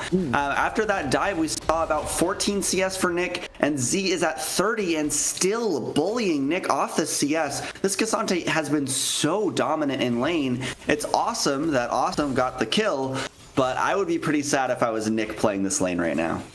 Yeah, that is the downside, right? You don't get anything extra to help you. Just the assist, maybe got him towards that rejuvenation bead, but it doesn't feel great as Diablo will start to lose in the poke battle. The Xerath doing roughly what it should. Has picked up a Dark Seal instead of the mana crystal that Diablo picked up, as it's Alistair contesting Drake, well done Kibbles, stopping the Talon from claiming it for free. Down to 2k, but not able to take the whole thing. As bot laners will also start the auto fight, but the Condemn will push away the Jhin, make sure that trade goes no further. Yeah, interesting dragon take there from Awesome. Probably just trying to sneak it. Well, maybe they thought that Dorado wasn't looking, but maybe not quite enough damage there to finish it. Kibbles is able to spot that out and stops that dragon take, so now they'll have to kind of reset up for it. One other thing to mention is that there is a small lead in the jungle here for Worm Jones. Did get both Scuttle Crabs at the beginning of the game because of the top play that Awesome invested in. And the invade also works as well, right? Like there's and the invade on the grump. Yeah, so a little bit of a jungle lead here for Dorado, and we'll see what they can do with it. Yeah, hasn't really transpired into much in terms of items in the scoreboard. Just an extra longsword for now, but if you can get extra kills, that'll be very useful, of course. Extra money from that. Denying the CS as well has been what's really got Dorado working early here. It's kind of the top jungle, the only difference that you can kind of point to say, why is there the best part of a 1,000 gold lead opening up? It's because Casante has just been dominant, as I believe flashes were exchanging topside. No ultis just yet, and instead of bot side, we're going to watch as that is the headbutt to deny the engage from Dan, but he's going to go forward anyway. The empowered Q with the stun. Good name, just trying to survive as long as possible. Spiritless doesn't want to survive. He wants to thrive with Worm Jones here to help him out. They will go 1-for-1. It's actually the Alistair getting that first kill. Dan, though, surely will fall to Worm Jones, right, guys? He will fall? No, he won't. He actually survives. Great play from Dan to hold on as long as possible. He has biscuits now to survive even longer under the turret. He needs to dodge around. The curtains calling on his face. The 4th shot is beautiful. And that will be a double in the overall play. One goes to the Alistair, one goes to the Jhin. And the lane that was probably doing worse for Dorado is now up there with the best. Yeah, I mean, we saw, mid lane have control for most of this time, and this is a very different look for Dorado in the bot lane than we saw in game 1. They are taking control. They're able to use the priority they just had to secure this first dragon, which is their first objective besides those grubs in game 1 that they've secured. So very well done. And one thing I will note is Dan was the one to start that fight, but also the one to lose it. And that's exactly why he picked the Alistar. So very well played by Spiritless and Kibbles here in game 2. A great proof of concept right there. Able to disengage from Dan. A little bit too far forward. He didn't quite have level 6. He has it now. The Solar Flare is available, but it wasn't for that fight, and that's when it mattered most. Awesome Possum, really struggling. He's taking a lot of damage from these camps, especially from the grubs. They will look to claim all three, at least get that trade going. As we saw in game number 1, red side takes the Drake, blue side takes the grubs, but this time it is, you know, team names swapped at the top of your scoreboard, as Good Name will have to just hop away from that deadly flourish. Diablo back in mid, able to farm up another wave worth of experience and creeps himself, but still poked out by Tough. Really hurting in this matchup as Awesome wants to make something happen on top side. He doesn't know where Worm Jones is though, and that Kha'Zix is in prime position to counter gank. The roam up from Diablo suggesting they want to go for a dive against an Alistar. It is pre-6 Alistar as we go down to bot side. The all-out is used. Nice silence timer from Nick to try and mitigate as much of this as possible. They will make the play happen on top side. Spiritless surely will fall instantly, and Nick will eat the Cassante on bot side. It's a Cho'Gath with ultimate. Why are we diving under turrets? He could just eat you. One gobble and you're gone. Z falls on top on bot side. Spiritless falls on top side. Didn't have flash, only had cleanse. Was not enough to help him survive. The solar flare from Dan helping with that kill. He picks up the kill, but who cares, because you got the dive to work, and now you're in a gold lead from where it was so rough before. Now Worm Jones is up here on top, so that's not an isolated Q. He's rooted, he's stunned, he's ignited. Good Name wants another kill. He's not quite going to get in range of the headbutt and the headbutt and pulverize in the other order to what I was saying. The trample as well, try and keep him in place, flashing away from the deadly flourish. And now Kimmich surely cannot keep going for this. The not the Pantheon, the Xerath with the global. Not going to connect with the ulti. Spiritless instead will get the auto attack. What is happening on my screen? There's so much going on. I cannot work out anything. That is one thing that is very consistent from games 1 to 2 here, is there is a lot going on all over the map. What I do want to talk about is kind of the lead up to that play, which is that there was a swap initiated. I'm not sure by who, but I think it was by Legacy. Hit their bot lane up to the top side. And that's the whole reason we saw them playing for the grubs. Oh my god. Wow, as the flash. W. Yeah, Diablo respecting that there from Tough. Knew that he was in kill threat range, even though this Xerath has literally like an Amp Tome and 1 stack on a Dark Seal. He knows how deadly he can be as Tough gets the stun onto Awesome under the tower. One more turret shot will do it. A solo kill because of a failed gank. Awesome, the worst thing possible, worst case scenario for this Talon, giving kills to the rest of the map when he needs to be getting the kills himself. Just not a well thought out dive there. You're diving into a Xerath. He has a stun. Like, what was the forethought there? Yeah, it looks like maybe Awesome was trying to dodge the stun for the first bit of that, but Tough Daddy is able to hold on to it till it's really necessary. Waits till he tries the tower dive and is able to take over that kill. And we see that the swap is continuing with both bot lanes up on the top side. Dragon spawning in 120. I imagine that we'll see some plays shifted back towards the bot side here soon. But for now, we have standard lanes just mirrored on the wrong side of the map. I do indeed. I'm sure there'll be a reason for this, but right now it doesn't look like there's much reason. It just seems like that's exactly where they are on the rift, to be honest. A small macro advantage somewhere will have been gained, but whether it's visible now that the Cho'Gath got the kill under his own turret, when the Talon decided to run it down mid, who knows if any advantage can really be discerned, as Diablo will get feasted upon, eaten by the bug. Kha'Zix out of nowhere, invisible, jumps on and just murders that poor Hui under turret. As bot side goes all out again, Z onto Nick. He has a feast. This time though, Nick will respect the Cassante, flash away from the Pathmaker, doesn't fancy that max health rather. Topside, Good Name's gonna get his back cancelled by the Alistar and then the Jhin. Now that Leona decides this the perfect time to go onto an Alistar with Unbreakable Will. That makes sense. The bouncing grenade will do exactly that. Did a little bit of damage, but nothing else. These bot lanes are just duking out on the top side, both of them delaying each other's tempo. We might be facing a 3v3 around Drake at this point, as Awesome once again looking for a tempo cheat, starting up the Drake instantly. Yeah, but Worm Jones and Z are right nearby, so I imagine we'll see a stop to that dragon play very quickly. But some interesting rotations here, and like you said, they are just sticking up towards this top side. Oh my. Under turret, the turret shots are landing, but they don't do a single lick of damage. Spiritless doesn't care at all. Nice timing there from Dan to try and lock them down, but nothing doing this time around. Good Names will finally be able to take that recall. Should have Lady the Ruin King now. Doesn't get denied by the Deadly Flourish and should... Oh, he's going to call the curtains to deny. The ulti for tempo. This just let it back. Come on. Yeah, this is a very scrappy game, and one thing that I'd be concerned about if I was Legacy so far is that the main strength of Dorado in game 1 was their team fighting. And they're already in an advantage here. There's more fighting between these top laners. They will not let it go. Scrapping. Nick already has Heartsteel. He's already procced Heartsteel. There's nothing that Z can really lose. Both of them have grass. They can keep gaining those grass stacks, but as I say, nothing really the negative, as it's the ulti again from Xerath in mid, trying to spot where Diablo's got perfect positioning on that one, as Awesome Possum has been deleted off the Rift. The Xerath will also get the solo kill. Solo kill jungle, solo kill mid, both of them favoring Dorado as another Heartsteel proc goes over for Nick. A tiny little ray of sunshine in a very bleak sky as Dorado look to extend this lead beyond the 2k that it already is.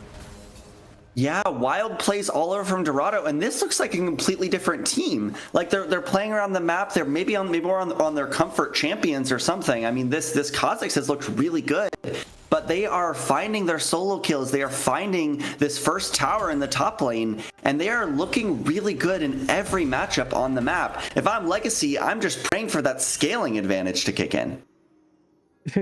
Please, when? Now would be great, but I don't think at 15 it's going to be quite early enough. 3k now is the lead for Dorado. Delta, sure, your Vayne has Blade of the Ruin King. Your scaling eventually will be great, but you have to get there. Right now, they're not playing in a way that's going to get them there. The bot lane has been very passive. They know what they're up against, but the top side of the map has been falling apart as Awesome Possum trying to turn a play. This time it's onto Z. It's still a Casante at the end of the day. Can he 1v3? Sure he can. Even while all out, still extremely tanky. The turret shot actually going to land onto Awesome Possum. Jumping over the wall will get his way out to safety. That's a 1v4 survived. And look at what you're losing on the rest of the map. Mid-tier 1 going to fall. Rift Herald going to fall. And you don't even get the kill. Yeah, wild. And now they're looking onto Good Names. The flash does have to be expended there. But so far, that's kind of tragic there for Legacy. They aren't able to find the pick onto Z. Like you said, they're losing so much all over the map. And now there's another objective coming up in 2 minutes. And right after that, another 2 minutes later is Otacon. And I don't think they're in a position to fight any of these right now. So it's going to be very hard for them to find an angle, especially with how weak this Talon is. Down 1 kill in the jungle, down 30 CS, Down 1 items to right 2. now. Yeah, it's very rough to play this game if you're Talon. Yeah, he needs to hopefully have a base for an item soon. He is taking that base after claiming his own walls. I hope for his sake he has at least something. But if it's just a serrated duck, I'm not sure it'll be enough to really compete with the power that Worm Jones possesses right now. Minute 30 from a soul point spawning for Dorado Delta. And that's really the win con they can play around. They can win this game early if they can get towards that soul, push for Baron, push for an early end. You don't want to let your opponent scale into this game. Worm Jones up 2 levels over his jungle compatriot and 1v1s like it's nothing. Nick didn't even know about it. He turned his face and his jungler fell over. Yeah, I mean, that's just such a sizable advantage in the jungle, and Worm Jones putting it to great use. Now in danger. The Leona pops Eclipse early, and let's see how much damage the Kha'Zix could do to someone with a little bit more armor. It looks like a lot, as the curtains called will get another kill for the Jhin, a 3rd kill for him. Spiritless, after a rough Varus game, really putting it to the test on the Jhin, on probably a much more comfortable champ for him, as they'll send the Rift Herald in mid as well. Mid tier 2 claimed. The Casante more than happy to hang on in the bot side. Nick has ulti coming off cooldown soon, but it's not up yet. They'll get to mid tier 3 at 1740. They don't even need the inhib at this point. You give them the free farm, they can get way back in.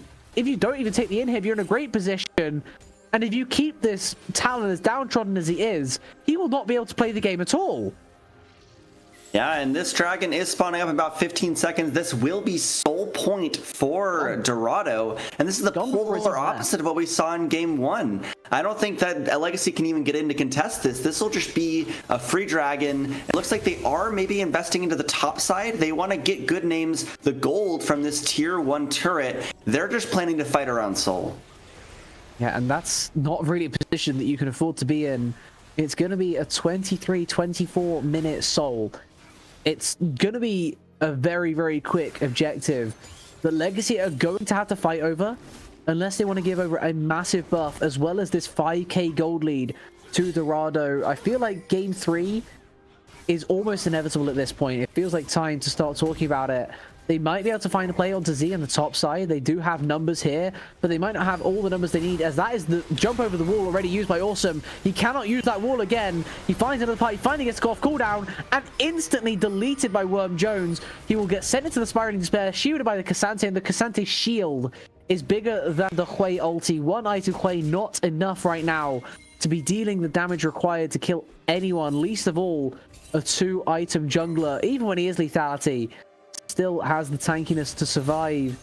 And I feel like we have to be talking about the items that these junglers are going, the types of junglers that they're playing, because it really does matter. When you're playing something as Feast or Famine, as the Talon, you get behind, you are useless. You get ahead, you are so useful.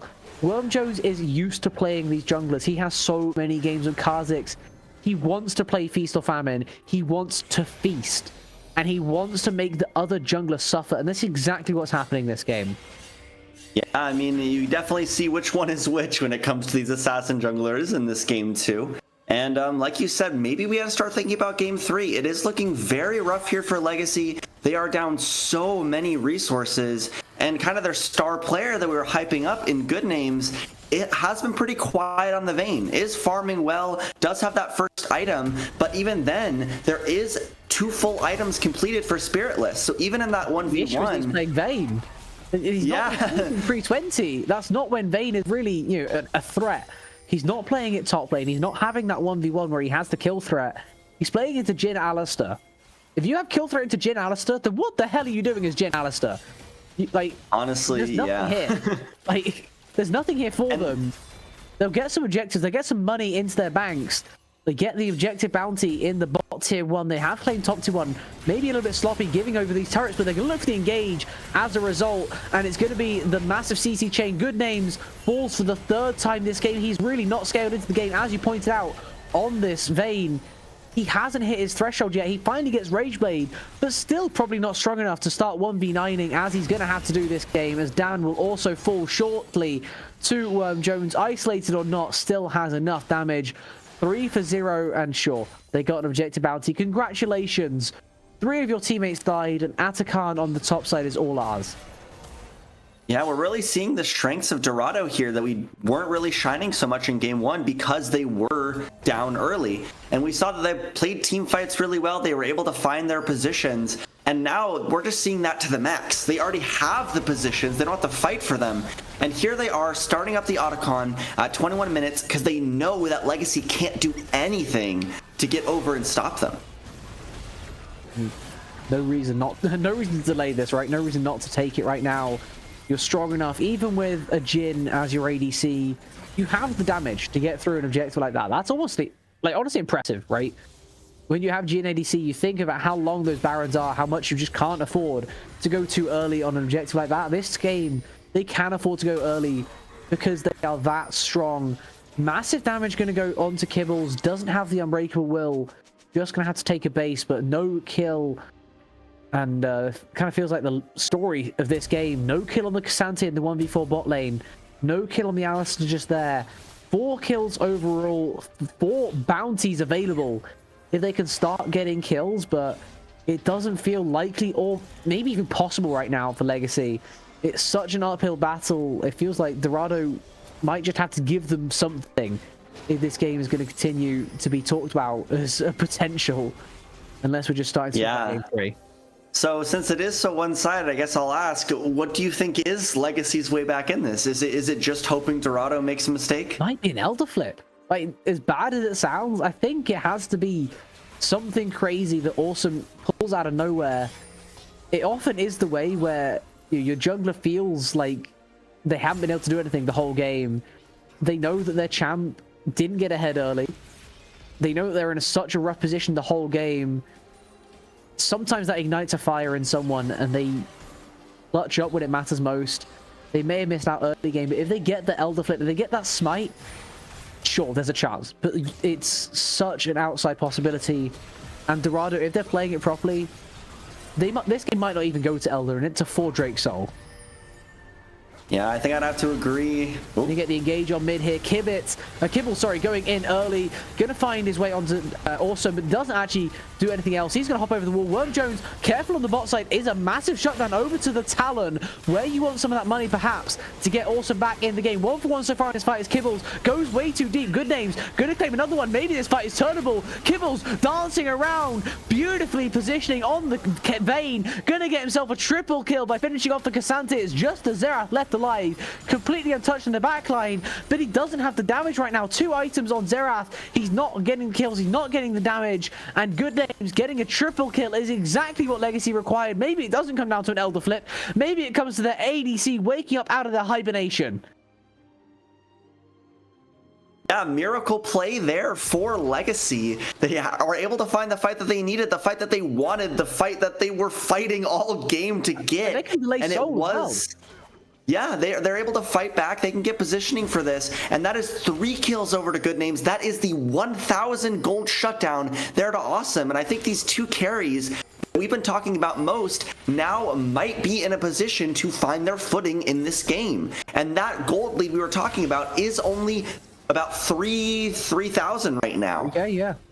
It has fallen a good amount, as it is shown by the objective bounties falling off soon.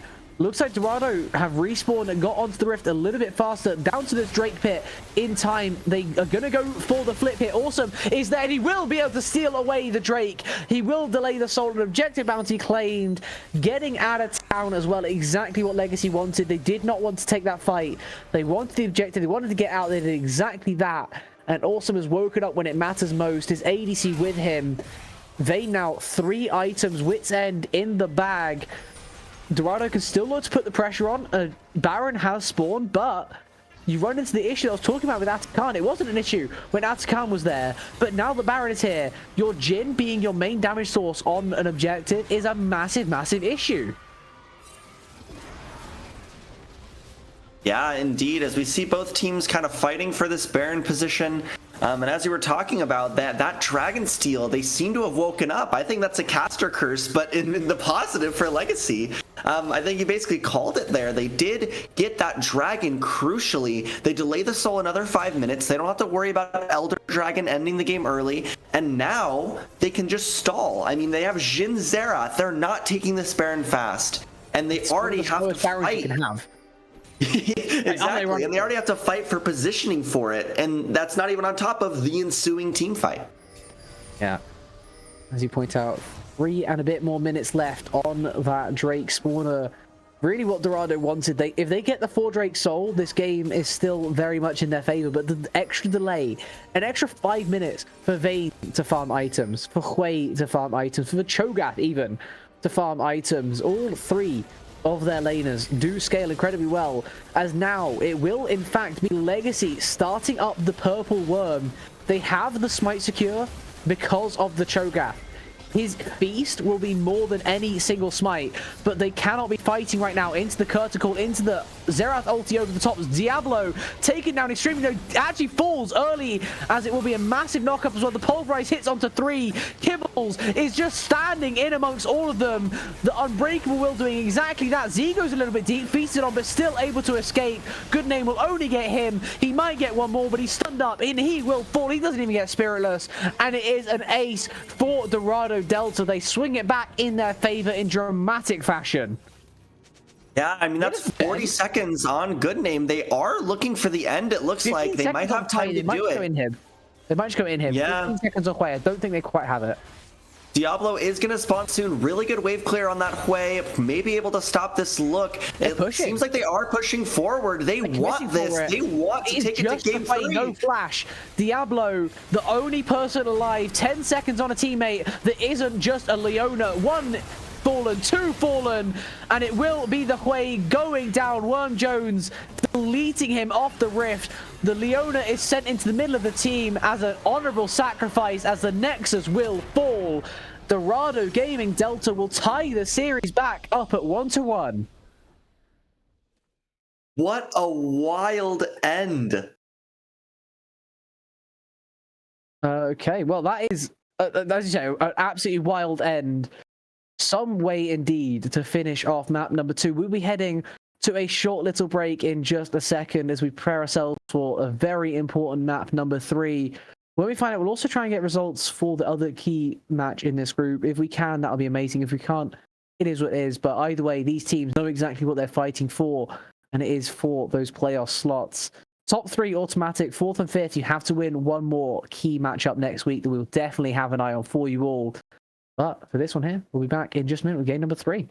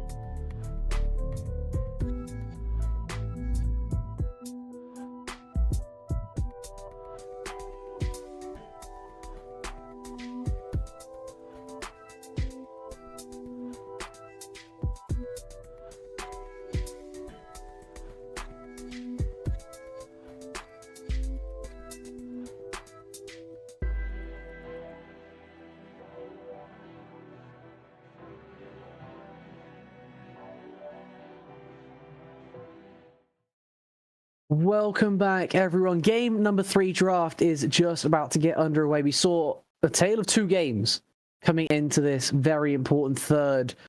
First game, Legacy slowly grinding out a way to victory with very similar comps on both sides. Game 2, Dorado, Delta dominant from start to finish, if we're being honest, in a very odd-looking draft. Game number 3, we could be seeing absolutely anything. If you had to place a bet, are we going weird or are we going normal? I hope we go more weird picks. I like to see different stuff. You know, you see a lot of the standard stuffs and ton of drafts, and we saw that it didn't really work so well for Dorado in game 1, and it really worked for Dorado in game 2. So I imagine, if nothing else, Dorado want to pick some of these weird picks again. But again, with Fearless, everything they've already played is gone. So we'll have to see some new stuff here from both teams. We will indeed, as it is once again going to be 2 missed bans for Dorado Gaming. Delta having that E-sub will do that in Aegis, as the first 2 bans for Legacy are going to be Nunu and Nocturne, as we have seen throughout the whole of this. Focusing onto Worm Jones, let's see if Dorado want to get rid of that Poppy once more. Wouldn't be shocked if they did exactly that, as we do head into this draft phase. Does kind of constrict on what's going to be crazy, as it's actually going to be the Trundle taken away by Dorado. Maybe they were saving the Poppies themselves in game 3. Maybe. I mean, a B1 Poppy pick doesn't sound very good, so I imagine they're not going to early pick it. But maybe leaving it open if they want to play more of a peel counter engage comp. Poppy can be a really valuable part of that. It can also be a 3-way flex between roles. I'm not sure who plays it on Dorado, but it could be a very valuable pick. Either way, the Trundle ban makes me think that they are going to look for maybe one of these AD junglers. Trundle does very well into those fighter junglers. Getting rid of him makes their lives a whole lot easier. Yeah, I'm trying to work out what else Worm Jones has available. If they do want to B1 it, he has things like the Wukong that was banned away in game number 2, the Skarner as well, Xin Zhao, Viego, lots of typical, what you may call meta junglers. Maybe less so on the Skarner recently, but still in and around the tier 1 scene, as it will be, down to Dorado to work out the direction that they want to take in this very important draft. Let's try and set the stakes for everyone if we can. Coming into this series, it was kind of win, you're guaranteed to be at least 4th. Lose, could drop to 5th, maybe even to 6th, if XSV Envy end up winning their game, and you never guess what's happening. XSV Envy are indeed winning their game against Foxtrot. And that also means that the winner of this may even go up as high as 3rd in the standings. A very, very important game 3 that we're getting to witness, as it will be Xin Zhao taken first for Worm Jones. Yeah, that makes a lot of sense. Like I said, get rid of the Trundle, take the Xin Zhao. I think he is the best of those fighter junglers that we have left. Very strong, very good skirmishing, great team fight options. And it looks like the response from Legacy will be the Kaisa, followed by whatever their second will be. Yeah, Kaisa, one of good name's other favorites. Not quite up there with the Vader Nash in terms of games played, but it's definitely up there in terms of value that it is provided for his solo queue teammates. Very, very strong champion. It's also a takeaway as well. It's one of Spiritless's favorite. Maybe not something you'd think about when you have the E-sub on the other team, is what do they necessarily play? You don't scout that out beforehand, but it's one of his favorites looking at his solo queue stats. But of course, being an ADC player, he has tons of other options, looking towards maybe the Sivir, maybe the Jinx. As towards the end of the series, you do start to look for those more scaling options, as it is the Wukong going to be paired for Legacy with a very strong bot side, comes a very strong jungler. Yeah, and it will be the Sivir locked in, right, as you're talking about. I think that makes a lot of sense based on the 2 champions we see from Legacy. So far, Kaisa and Wukong spell dive, and that means that you want someone who's going to be safe, who's going to be able to play back and maybe turn those team fights. And I think Sivir is very much that kind of character. And we'll see what they want to pair it with. I imagine they leave support pick till second phase, unless it makes a lot of sense to. But so far, one thing that's came across my mind looking at Legacy was something like an Orianna. Something to pair maybe that Wukong with, to get that ball into the team fights and to kind of pair well with that scaling dive identity. Okay, the Rakan actually going to come early in this draft. Not sure I necessarily agree, Kibbles. has a lot of options. Taking the Rakan blind is pretty safe. You're not going to lose out anything, maybe, by taking it, but I'm not sure you gain anything either by taking this Rakan early on here. There's no real reason to save it for B4 or B5 if that's really the direction that you wanted to go. But you're opening the door for a lot of other options. That was not one I was considering. I was considering the Poppy option of please don't engage on me, Mr. Featherman. This is a very different option. Going to go with the Nami with a Kai'Sa. I'm not sure about this one. Very Your face interesting says a pairing lot. there. Yeah, Your face is saying a lot more than I ever could. I play support, and whenever I see a Kai'Sa, I'm like, I need to pick Leona. I need to pick I need to pick something. I mean, Leona's obviously out, but like engage is what you want. We're diving in, we're making stuff happen, we're letting those passive procs get out, and Nami is not going to do that. I wonder if it's like comfort there for Legacy, or maybe into the Rakan. It's a good matchup, but I don't know. I think I have the wrong support in for Legacies. Let me change that real quickly, as it's been Dan playing for today, not the normal support of Brommaker. Hadn't even noticed that today. Is that bad? It hasn't changed the draft much, I'll be honest. As we head into our second rotation of bans, Dan, his third most played is Nami. He has his Rel as his most played, already taken away in game number 1. Leona is up there, Nautilus is up there, both of them already taken away. Alistair as well. Beyond that, he has an Ornn, but I don't know if that's just when he plays top that he plays the Ornn. I'm going to assume it is, because Ornn support I really don't want to see. Then we're into the Rakan, the Renata territory, the Lulu, and the Braum. Like, it makes sense that he's gone with comfort, but the pairing is really awkward. I mean, even something like a Maokai might have done better. Like you were saying, the Poppy, like some sort of kind of peel or get off me or go button. But I mean, the tidal wave from Nami is pretty good, guaranteed. So it looks like the bans are through here, and we'll be looking for an R4 for Legacy. Lots of top laners banned out from both teams. 4 top lane picks taken away, and so far top lane has been a pretty decisive role in both games 1 and 2. So, and again, circumventing expectations. You see that many top bans, you're like, okay, we're going to make sure they don't have a safe blind. We're going to get a really good matchup. Nope, Sion. I guess he's already got a good matchup because he's Sion. Sure. Save your counter pick for mid. I guess that's an interesting pick. Hello. Darius taken by Dorado. Z, where has this been? He was not doing this on Aatrox. He was doing He was Renekton, my bad. And into the Scion, Darius does well into these tanks with the extended fights, have large health pools to stack his passive.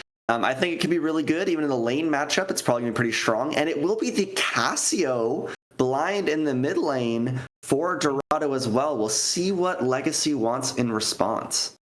I feel like you take that when you feel like you're missing out on that the damage over time, but you have Sivir. May not be enough. Going with the Cassio should try and balance out for them, as it is Victor taken finally for Legacy. Scaling to Oblivion appears to be what they want to do.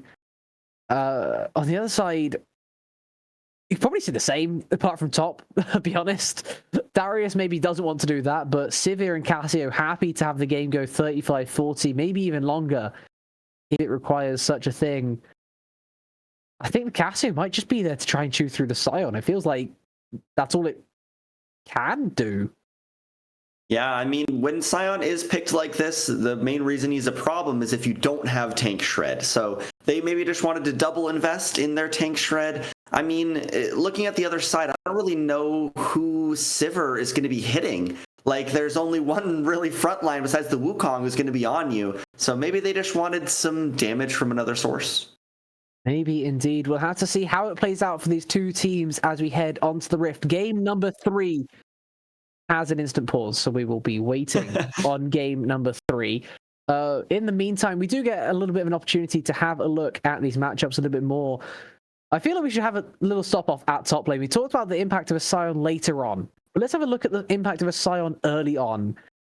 And the impact really is that Nick has been struggling the whole of today, playing into all of these weird champs that Z has been picking into him. Well, not necessarily weird champs, but strong things that you don't always see these days. The Cassante being strong, the Renekton played in America. Like, these things happening to a top laner, I feel like it might have had a confidence issue maybe for Legacy's top. Going with Sion feels like maybe trying to neutralize that. Yeah, I think I'd say so. I mean, Sion is probably the best blind available, but even then, you know, maybe game 3, you're like, I want to step it up. I want to make an impact. And Sion's not usually how you do that. Sions can have a really big impact. I think actually in this game for Legacy, you know, that unstoppable onslaught might be like the main way that they get a fight started, that Sion starts charging. They get away into a fight, but besides that, I think that Z is just gonna run over this matchup, especially if it gets to a side lane stalemate. I don't really see what Nick will be able to do in that situation. Yeah, and to piggyback on what I was saying before, that is exactly what Z has done the whole of today, playing that Renekton very effectively, even while his team was slowly sinking. He was doing his absolute best into the Aatrox on the Cassante, more than holding his own, as we are now ready to go into game number 3. The Rift is ready. Are the players going to be ready? Are we ready for what is hopefully going to be a very exciting game and a very important game in the playoff standings? Looking forward to what's going to be going on next week in the qualifier stage as we do hit this slight little technical slag. Welcome to Riot, as it is 5 top for Legacy. Yeah, they're stacking, looking to catch out Z here. He'll be fine. He's not going to go chasing that far. Wants to go for his own 5 point. But as I was saying, like, this is a very important time, right? This is qualifier week next week. We've already gotten through a very, very fast regular season. And both these teams kind of need to win this game 3 if they want to be in the best position possible. There is an option of getting into a top 3 slot right now if you get incredibly lucky. Envy are doing you both a favor. A bad way to repay that would be losing this game 3 and having to face them in the 4-5 matchup, or even worse, going out in 6th. Yeah, and high stakes here for game 3. We've already seen one pretty dominant game from Legacy and then one very dominant game from Dorado. As we have the lanes kind of reset now, we have our bot lane in bot lane and our top lane in top lane. They are starting out this game once again, dare I say, tame. We've said that twice. I don't think it worked for very long either time, as Z has snuck himself into this bush. I'm not sure if it was on vision. For all the 5 top they had, they didn't actually get a single lick of vision, did Legacy. So, sure, they had the people, but unfortunately they don't have the advantage for their Sion, as it will be Darius trading the first 3 minions in exchange for him getting the XP, and Nick probably not.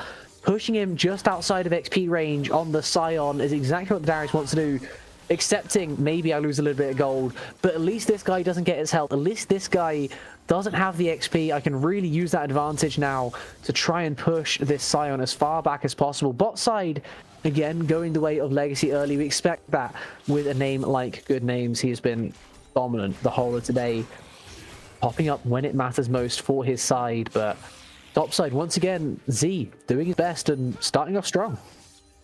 Agreed, and yeah, I think that the big focus will have to be on Good Names here. Yeah, that's impressive. The Rakan is more fun than him. As, oh my god, bot side, Dan is going to get double flashed on. Kibbles will steal the kill. That's 3 summoners used in the bot lane. As Tough will flash out of the gravity well. Diablo only able to use his flash, not able to get the stun. Tough escapes that gank. A level 3 again, this time by Awesome Possum, not going to get what it wanted. But bot lane, Dan overstepping on the Nami, engaged on perfectly by the Rakan. His flash, his heal, only enough to keep him alive for a couple of seconds. Spiritless did pop the flash, and he doesn't get the kill. But that is the smallest of silver linings when you already lose a kill this early into a lane. Yeah, I mean, one interesting thing to point out is that our junglers are on opposite sides for this early game. We have Worm Jones headed towards the top side, and Awesome Possum was pathing bot. They are going to trade these early crabs here without much lane intervention besides the one gank we saw mid. But now looking, we do have a lot of summoners blown for Dorado, but they do have that 1 kill advantage. Yeah, and I think the most important of those to really hammer in is the ADC flash. Spiritless will take his early base with the assist that he gained to get a cull. Something you often see on the Civet. If you can get an early base, you know that you're going to be scaling, right? You know that if an early fight happens, sure, it happens, but you're not really waiting for it on tender hooks like maybe the Kai'Sa will be. Like, maybe some more aggressive ADCs would be.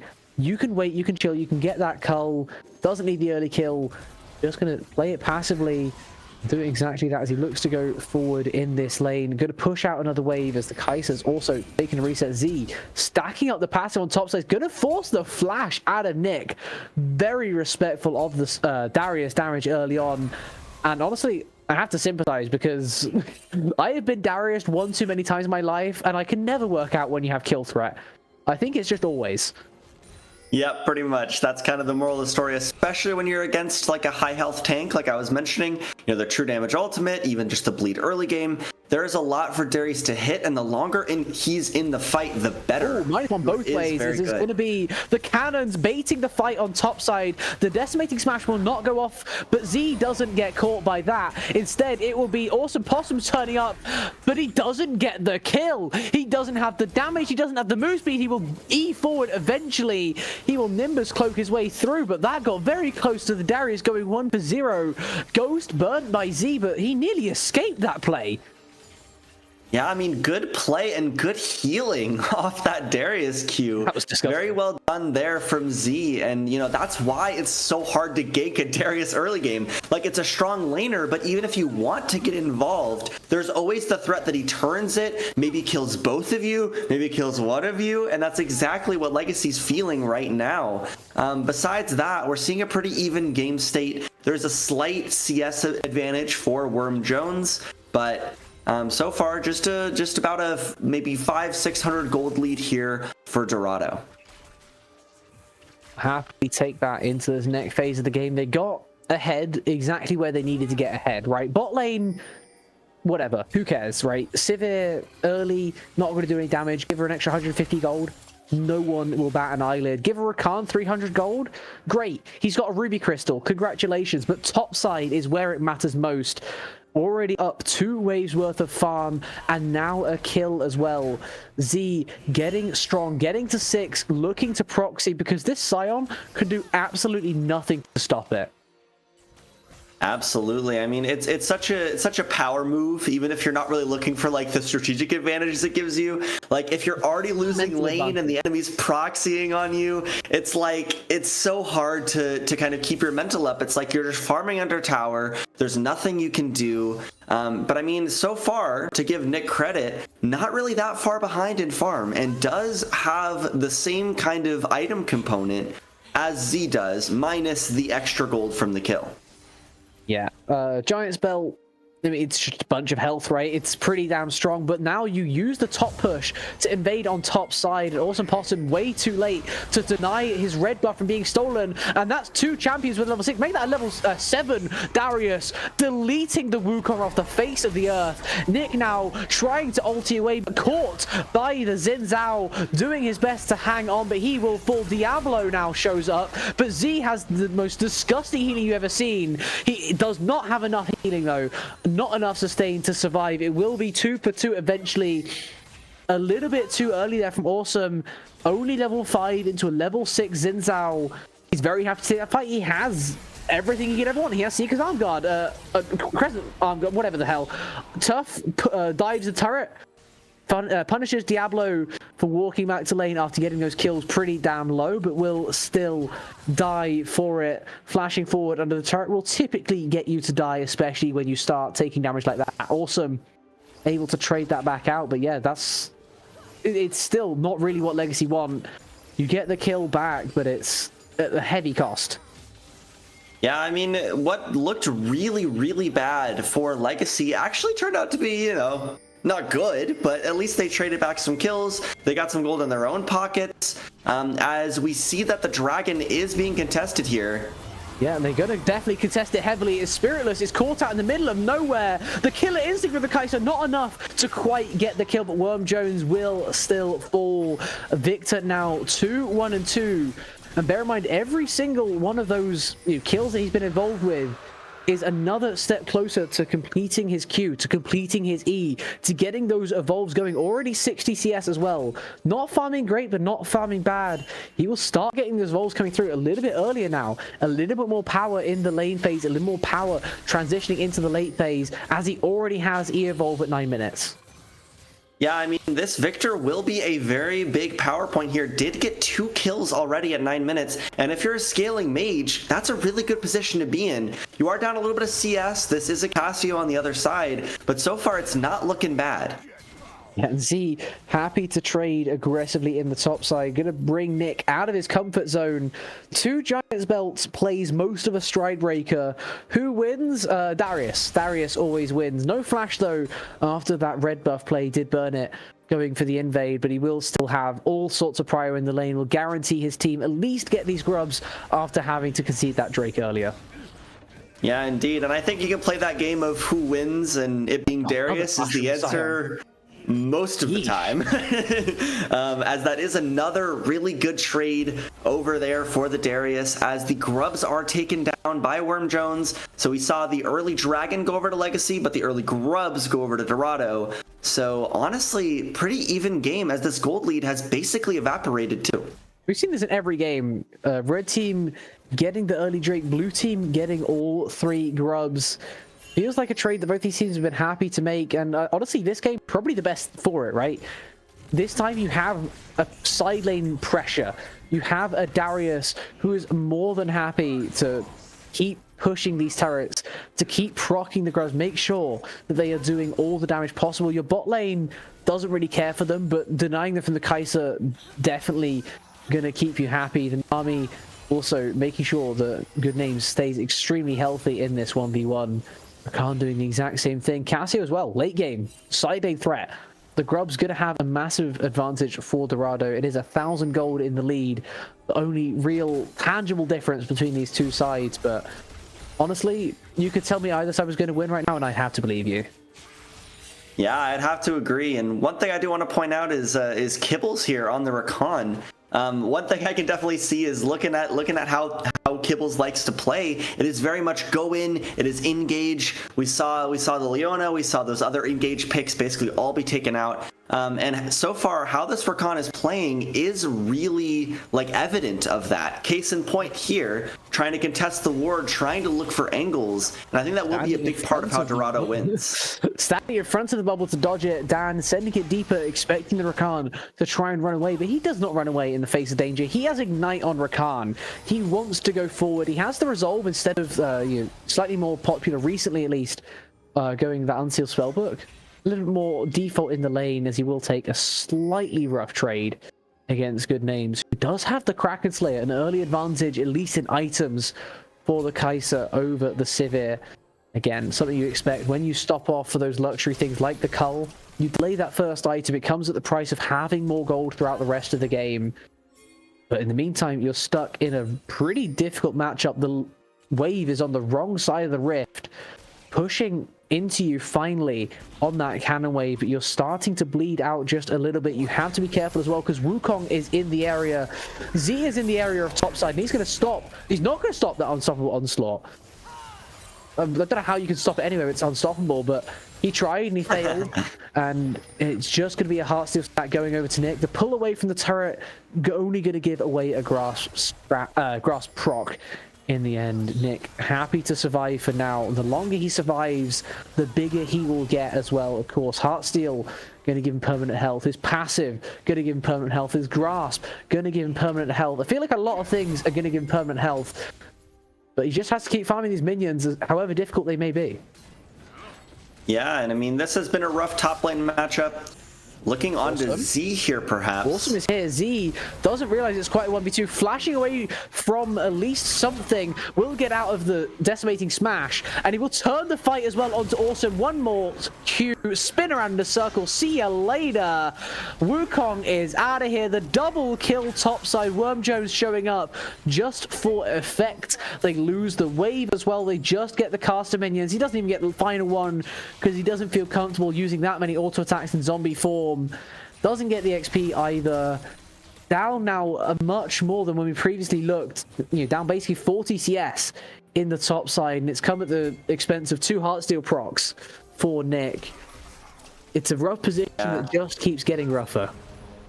Indeed. I mean, not much to do there if you're the Scion. Jungle tries to come and help, but this Darius is very, very strong no matter what you try to do. And Z has been piling it very well, hitting those abilities, getting those axes, and getting those resets. It has been very good. Have to be careful on the bot side when your Rakan decides to roam. Good Name's going very aggressive in that trade. Definitely ends up taking the worst of it, but he has an army to heal him back up, so he can, to some extent, do exactly that. On the top side, it was Z claiming that first turret with plates, I think 5 seconds away from dropping. Perfect timing for him to get that as Worm Jones looks to go forward onto Diablo. He may have stepped a little bit too far there. The Gravity Well gonna stun him up. The Killer Instinct from Good Name's gonna push him away.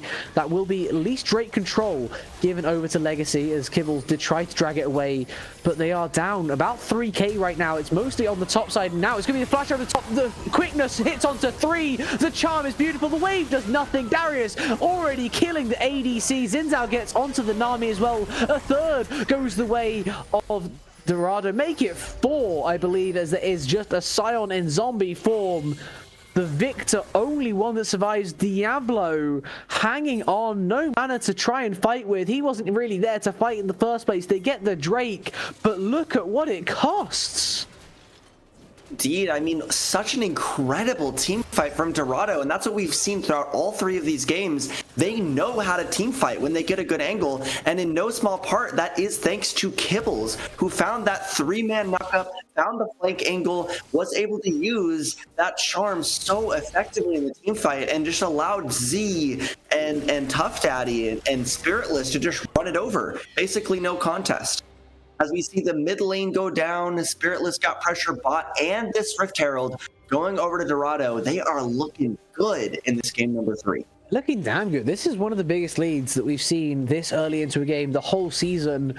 It doesn't say much when there's only been 5 weeks, in fairness, but still says a lot about how this game has been, how today has been, honestly, because it's felt super, super close, especially game number 1. It felt like it could have gone either way. Now, this game has been cracked wide open, and it feels like Legacy have to try and make something happen. They have to find a god play to get themselves back in and amongst this one, because it is slowly slipping through their fingers. Their destiny might soon be out of their hands if they're not careful. In the meantime, they just have to hang on as long as they can. Good Name's gonna do exactly that. A nice trade found there onto Z, gonna send him back, send him packing, hopefully with half his HP in tow, as they will start to freeze that way to make sure he takes that base. Kibbles keeps on contesting this vision, and he can do exactly that when he's this strong on Rakan, but right now Legacy trying to find absolutely anything they can. Bot lane seems to be the avenue for it, but is it enough? And that'll be the question they'll have to answer within the next few minutes here. Dorado's lead will continue to grow. It's Rakan. And he gets a nice bubble, he gets out. I think that a big part of this lead, if Legacy is going to try to get back in the game, will have to be thanks to this bot lane. They do have the Imperial Mandate, they do have the Kraken Slayer, but now Dorado wants to look. Yeah, Dorado, they know what wants to be happening for Legacy, and Good Names only realizes it too late, flashing away from the initial quickness, gets out of the big knockup, but still charmed up, still locked down, and Dan will shortly follow. The Darius claims one, the Zinzao claims the other, and I'm just looking at jungle. I don't know how this has happened, but Worm Jones is up 3 levels on this Wukong. How? Wild. That is not something you see every day in a pretty even jungle matchup. but When Worm did that Jones happen? really Like, I'm not even just kidding. running the map better. I'm not sure. This feels like it's levels out are of nowhere. crazy. This Yeah. Wukong is just level 9. He has his whole top side to farm, but his bot side is getting eaten by the Xin Zhao. It feels like he spent a little bit too much time looking for ganks that haven't paid off, whereas Worm Jones has been precisely right place, right time. He's used his aggressive lanes to his advantage. You look at how much push the Darius had, he invaded on red buff. You look at how much push he had in bot side, he makes the play on bot side to keep him going, to keep him strong, to keep him alive in the game. They make the double play happen on bot side, and that gives him all these camps. You play through your lanes, you get given advantages in return.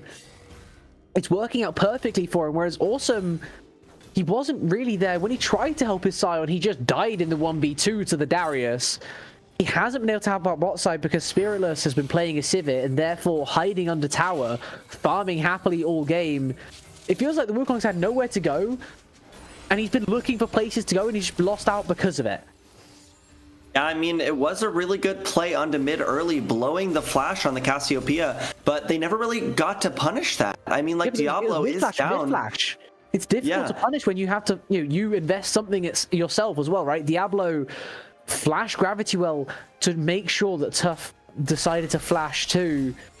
You don't gain an advantage, you go net neutral. You have to be so careful yourself as the victor as well, especially early on.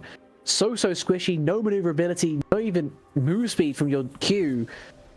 It feels like every time they've had something you can maybe describe as an advantage, it's also come at a hefty cost. Indeed, and I mean, they do have the 3-1 victor. If I'm Legacy, I'm looking at this mid lane, I'm saying we have items on our victor, we're getting items on our bot lane, we just have to find the right fight, but the right fight has looked harder and harder for them to find as the game's gone on. Has pressed B, taken Leandries, and they may look to flip the game over in Atakan. Let's not ignore how far down this team is in gold. It doesn't necessarily show, to the players at least, a 13-6 kill score. It doesn't look too bad, especially when you have two Drakes. But you are so down in terms of gold, and the fight is going to prove exactly that. Worm Jones goes super deep onto 3 in the backline. He might even get to escape. No, he will be taken out eventually, but it costs all of them. And on the top side of the fight, it is all Dorado. They will claim literally everyone else. It's just Zombie Scion against the world. He will get the kill onto the Sivir, but Z will flash forward to claim the victor too. And it's now a 9k lead for Dorado Delta as they can look to push the rest of the map. Tough gonna TP for the Drake. It's not really a win con, but you don't want to give them the objective bounty right now because that's all that Drake is. It's an objective bounty and nothing else. Yeah, I mean, with everyone on Legacy dead after that Otacon fight, it makes it really easy for Z to push the advantage with the Rift Herald. Looking now for the mid-tier 2, does take that one as well. That is devastating with how much gold Z has just been able to pick up for free. 10k lead. And that Mountain Dragon goes over. You can't chase him this down. lead is crazy. It feels like it hasn't really sprung out of anywhere in particular. It's just a gradual climb that Legacy really struggled to do in game number 1. If you remember, it was 3k early and it was 3k late. They finally won the Baron fight and that tipped them over the edge. They got the game 1 victory. But game 2 and game 3 have had a very similar storyline. The plot writers are getting bored at this point. Dorado win early with a couple of weird picks. This time less weird than the previous. But still, Darius proving to be insanely fruitful for Z as he is completely uncontested. He is so strong right now. It feels like the only way Legacy can ever win this game is if they somehow stall this out until like 40 minutes. Yeah, and not much of that's going to happen. Help you stall. That's not going to help you stall. Z is taking 1v3s, and he might just be winning because he is transferring his passive stacks from ADC to support and one-shotting Nami. That was despicable behavior, but he doesn't care because he has Ghost up. He's Darius. 1v3, who gives a damn? Murdering everyone wherever he wants to. You cannot walk up to him. You cannot walk away from him with Stridebreaker either. He kills you when he wants to. You live at his mercy and no one else's. Z is literally the ender of worlds, and he might be the ender of the game. Looks like Legacy is going to try and make a play in mid lane, and it's going to be awesome. Just denied, neutralized by the Rakan. They can't make a play of their own happen because they're so far back. And when they try and make a play of Dorado's happen in vain, it's not in vain at all because they win those. Yeah.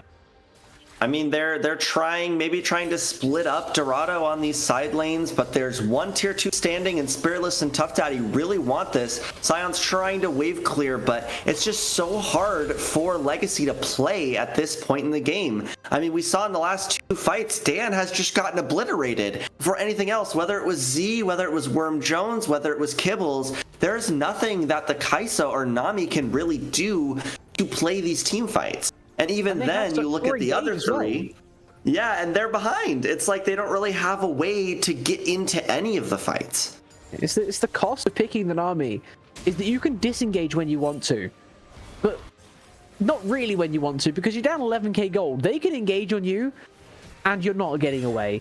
If they want the fight to happen, right now, if Dorado want the fight to happen, the fight will happen, right? They can dive turrets if they must. Z will do absolutely anything in his power to push away the Sion from the wave. You can push out the bot lane because you cannot contest. You have to ulti away. You have to respect me that much that you are willing to use such a massive ability, a once-a-minute ability, just to keep your life in the bot lane. Everywhere else on the map, it is the exact same story. The wave is used to keep everyone alive. The cyclone is used to keep people alive. The onslaught used to keep people alive. The killer instinct. You want to be diving in, but you can't. You don't have the strength. Indeed, and we'll see that Baron is spawning up here in just about 10 seconds, and this is complete disaster if you're Legacy. They can't really find any way to fight it, and if you know, Dorado gets their hands on it, that means this tier 2 is gone, these inhibitors are gone. They're basically forced to stay in their base. Yeah, and it is a quick Baron as well. We pointed out game 1 rather, the Jhin Alistair, whenever that was. One of the slowest Barons you could possibly have with the Xerath. That was game 2 because it had the Xerath, I remember. Game 3, Sivir and Cassiopeia with a Darius stacking up bleed. This thing is gone, not even on the Rift for 25 seconds. It's almost 25 minutes. It hasn't even existed for a 60th of a game, and it's already fallen 3 minutes now of a massive minion buff for Dorado. If they can't find a way to use it, then I'm having serious questions about how they're going to do it in playoffs, because this is such a premium position. It feels like they are so close from finding a good fight and finding the end of this game. Indeed. I mean, they have the Baron, they have the advantage. Sapphire onslaught not going to work out this time. Intercepted by the Grand Entrance, but he will flash his way to safety, as you were saying. Yeah, it's just really hard to play for Legacy. I mean, you can't even really look towards the next objective. We see that Awesome is on the wrong side of the Rift, just trying to get any sort of XP and gold, just trying to get any camps that they can. But the base is falling. They don't have enough power left to hold it. And your Kai'Sa is dying under the Nexus turrets. The double hook from the Darius is beautiful. It sets them up for the Boomerang Blade. And Spiritless will take that setup. The alley-oop provided by Basketball Darius is beautiful.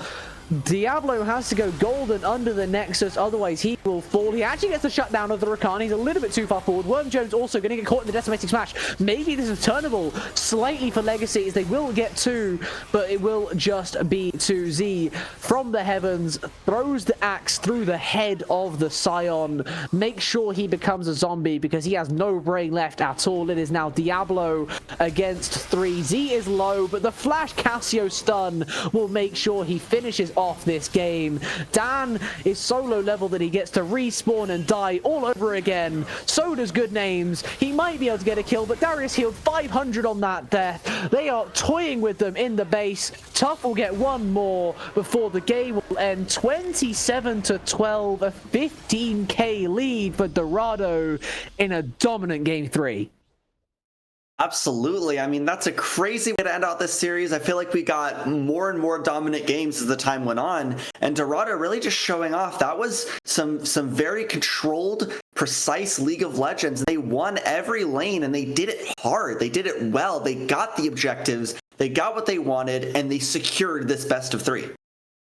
Did indeed, and that is very important for them. Coming back from 1-0 down to make it 2-1. They guarantee that they at least get to play next week. We don't quite know where they're going to be playing next week, who they're going to be playing, as other games are still ongoing. But in the meantime, they can be happy that they've at least secured themselves the 4th seed, maybe even, if they're lucky, the 3rd seed in this division, as Ishtal is shaping up to be a pretty interesting place right now, honestly. TMG Warriors look like they have run away with the division. They have completed all 5 of their games, and they've won all 5 of their games. Flash Syndicate short behind them. The rest of it is really a mishmash. Is why we focused on Ishtal for today. Legacy Sapphire, unfortunately, coming up short. At best, they will finish at 1-4. Dorado finishing themselves at 2-3. Foxtrot just about with them. Envy as well, all around that area. We don't know the result of that other game just yet, but before we send it off for today, we are those results are out of date. Sorry, Ice. Either way, we will have one final look at how these teams are done, and it's Dorado out of nowhere. Feels like game 1 was nothing, right? That was such a rough position to be put in. You consistently feel like you have a chance, but you're just behind. You're just not strong enough. To bounce back in the way they did shows incredible resolve.